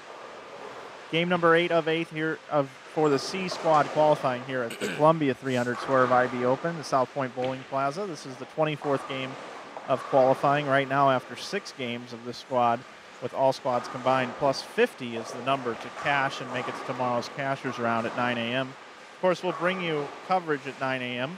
And then again at noon, we'll do the 12 games of round-robin match play with a all-important position round, and then we'll have our step-ladder final tomorrow about 5:30.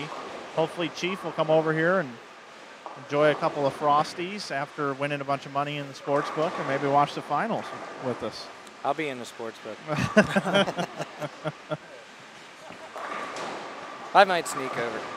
Well, we'd love to have you. Hopefully one of my buddies wins. Hopefully John Zerbinski. Well, it's not looking good for him right now, is it? I don't think so. No.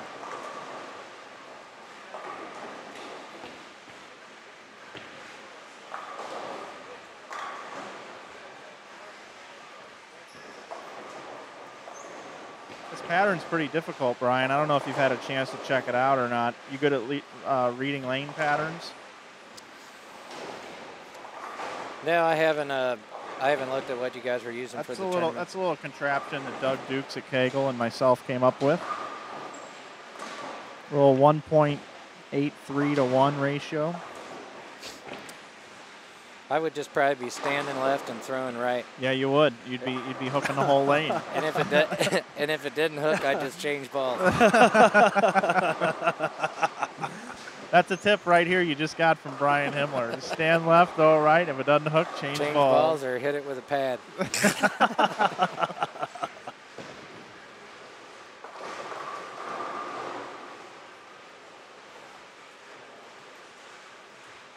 Unless you look around and you see that Norm and Walter are averaging 250 throwing it straight up the 6 board. So then you move, Then right? you better move. You're making a big jump right then. Exactly. All right, Brian. Well, I don't want to keep you too long, man. I appreciate the time coming by and just saying hello. It was good to kind of catch up with you a little bit. Thanks for gracing us with your presence on the airwaves. I'm sure people enjoy hearing from you. And good luck next week, man. Hey, thank you. And you guys do a nice job running your tournaments. Thanks, man. Nice to meet you, man. Great Big job. fan. Big and fan. good luck with Right the on. sports bets tomorrow. Yeah, it'll be more like a fun bet. Fun bet. Got it. Thank you. Thanks, buddy. That is none other than Brian Himmler stopping by for a moment. One of my favorite guys in bowling. We meet them all. We've got some great people. And Brian Himmler is certainly one of them. Speaking of sports book, we need the Cubs to hit up that bullpen. That game's got to be about over, isn't it? No, it's got to be in the 6th or the 7th. Oh, it's way past that, dude.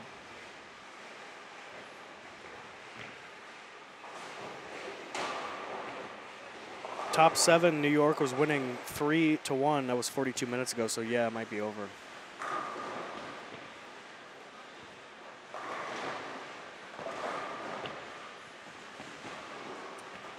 I will find out for you. Brian Himmler, great dude. Yeah, that's the first time I met him. He's a good guy. And I'm a big fan of his. I really am.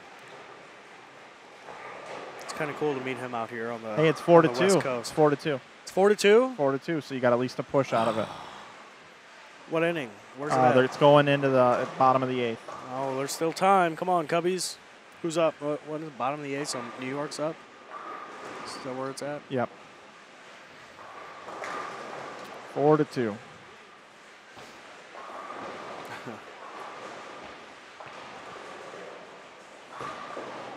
Yeah.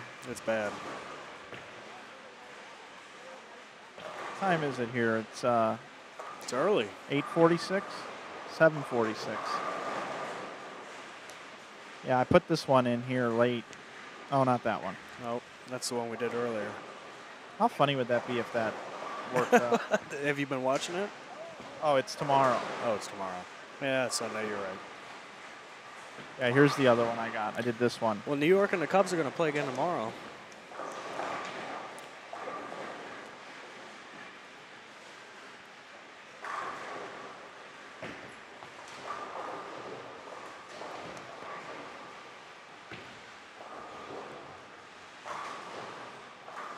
They just started.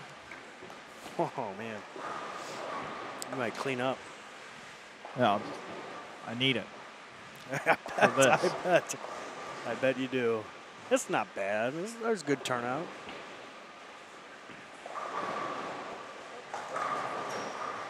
I'm glad to be out traveling with you, Mike. Oh yeah, I really am. And we've been hitting the road quite a little bit more, a little lately. bit more. Yeah, I've been enjoying it quite a bit. Looking forward to next year. I got to move around a lot this year around the country. So I'm really looking forward to next year. Yeah, as soon as we get off the air, I do believe I'm gonna book it to Fry's, see what they have. You ought to check out a laptop while you're there. Yeah, I might just do that. I was going to say it off the air, but I don't know. I would look for both.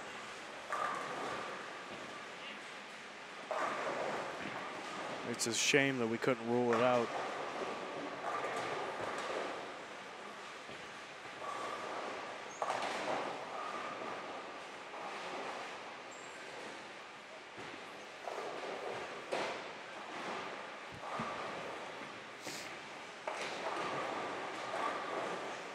Action is winding down, man. This is the last game of qualifying. How does that make you feel, Mike? This is it of 24. It makes me feel good. I mean, you're down to the Get over here.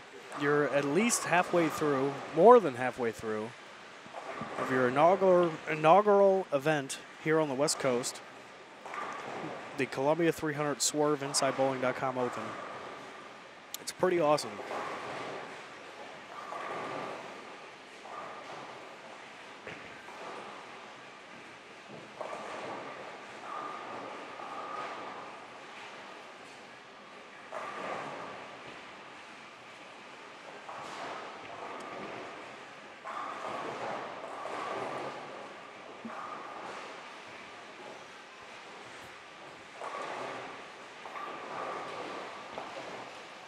Matt McNeil.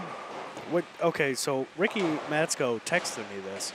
He wants to know if McNeil really shot a 126 game 6, or if that's a scoring error. Because he cannot fathom. I'm sure it's. I'm sure they just have a scoring issue.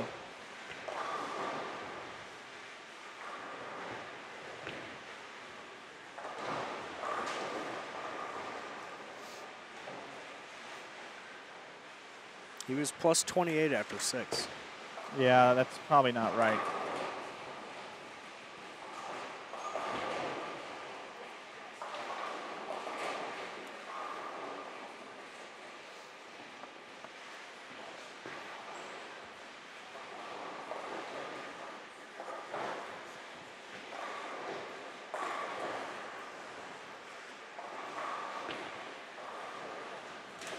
Matt McNeil is at plus 160. There was an error. Okay.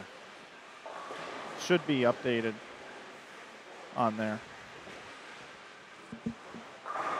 On the event information tab, it's the blue button down below the live stream window.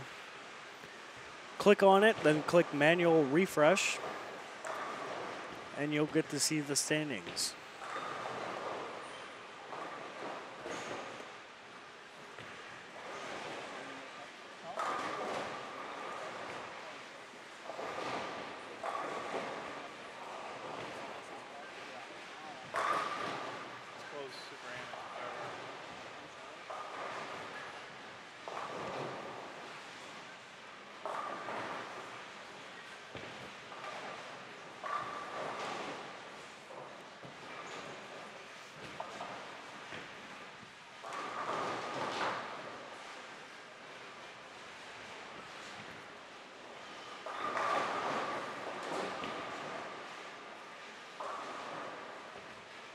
Never know.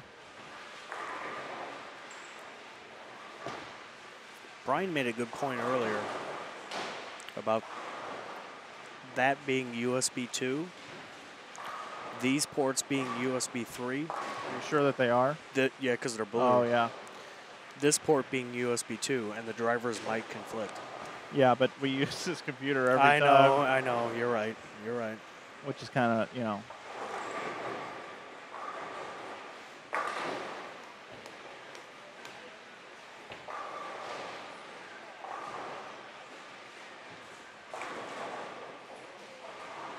Okay. Maybe we're okay. Game number 8 of 8, everyone. Columbia 300 Swerve IB Open. Mike Flanagan, Matt Turek here with you, just bringing you the final games of coverage. Right now, we had through 6 games, plus 50 was going to be the number to make it into the top 26.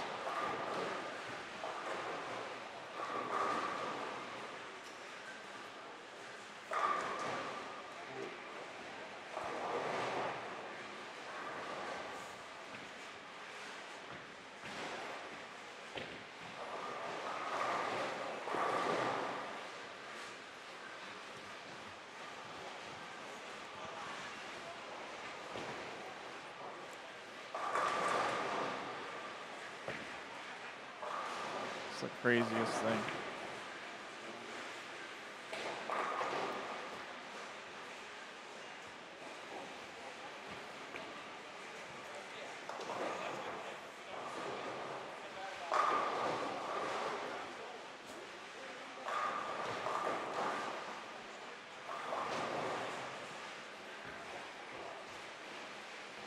I'm going to go let them know what I'm doing real quick.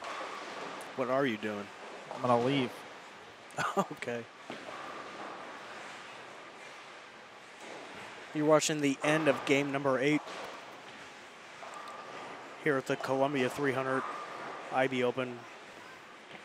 Columbia 300 Swerve IB Open. It's green. We're going to bring you lots of coverage tomorrow. You guys are going to want to make sure you tune in tomorrow morning for the Cashier's round. Top 26 bowlers are going to come back, bowl 4 games, pins carry over. We're going to cut to the top 12, where there will be round robin match play.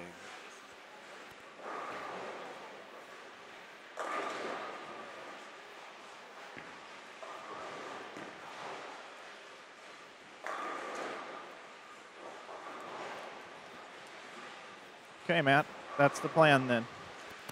I'm going to, as soon as this block's over and we go off the air, I'm going to run the fries. And then if I do get anything, which I probably will get something, just call me. Then we'll meet back over here and troubleshoot for a little while. Yeah, have a party. Totally fine with me.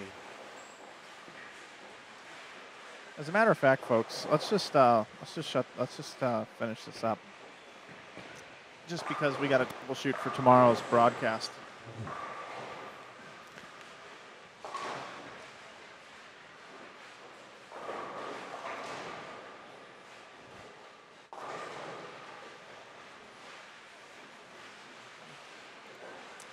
All right, coverage just about over, everybody. Mike Flanagan, Matt Turek back with you.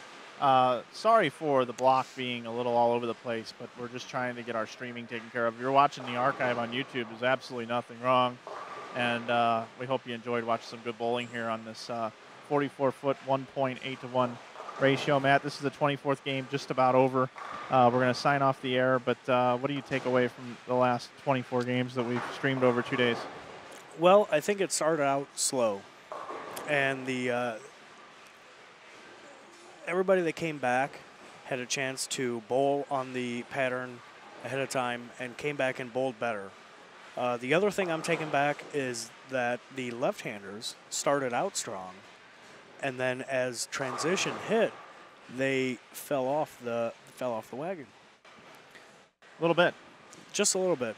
So it's going to be really interesting to see how the top 26 tomorrow fare for the 4 games. It's half a block. So they're really going to be fighting for every pin that they can get before they cut to the top 12 to bring you round-robin match play. Yeah, and a lot of pins can be made up in round-robin, but sure not can. many in 4 games. So No. it'll be interesting to see if Shawn Maldonado can make a move because he elected not to bowl tonight. Exactly, yeah. And he asked, like, how many people, whether or not he wanted to bowl or not, and he decided not to bowl and let his score hold up. It's going to be really cool. It will. So anyway, we want to thank our sponsors, Columbia 300 and the makers of the Swerve. We want to thank Mike Monyak and the group here at South Point Bowling Plaza for having us. We want to thank Logo Infusion for their participation and help with our event as well, and Brandon and Adam and the rest of the folks that have helped us out with our webcast and all the guests that have come by. We will be back tomorrow morning at 9 a.m. for more coverage. We'll be back for the 4 games, the shootout, the half a block, as you called it, Matt. Cashier's round. Cashier's round. So for Matt and Mike, it's just me and I. We're going to sign off now. Thanks for watching tonight. We'll see you tomorrow from Las Vegas. Good night.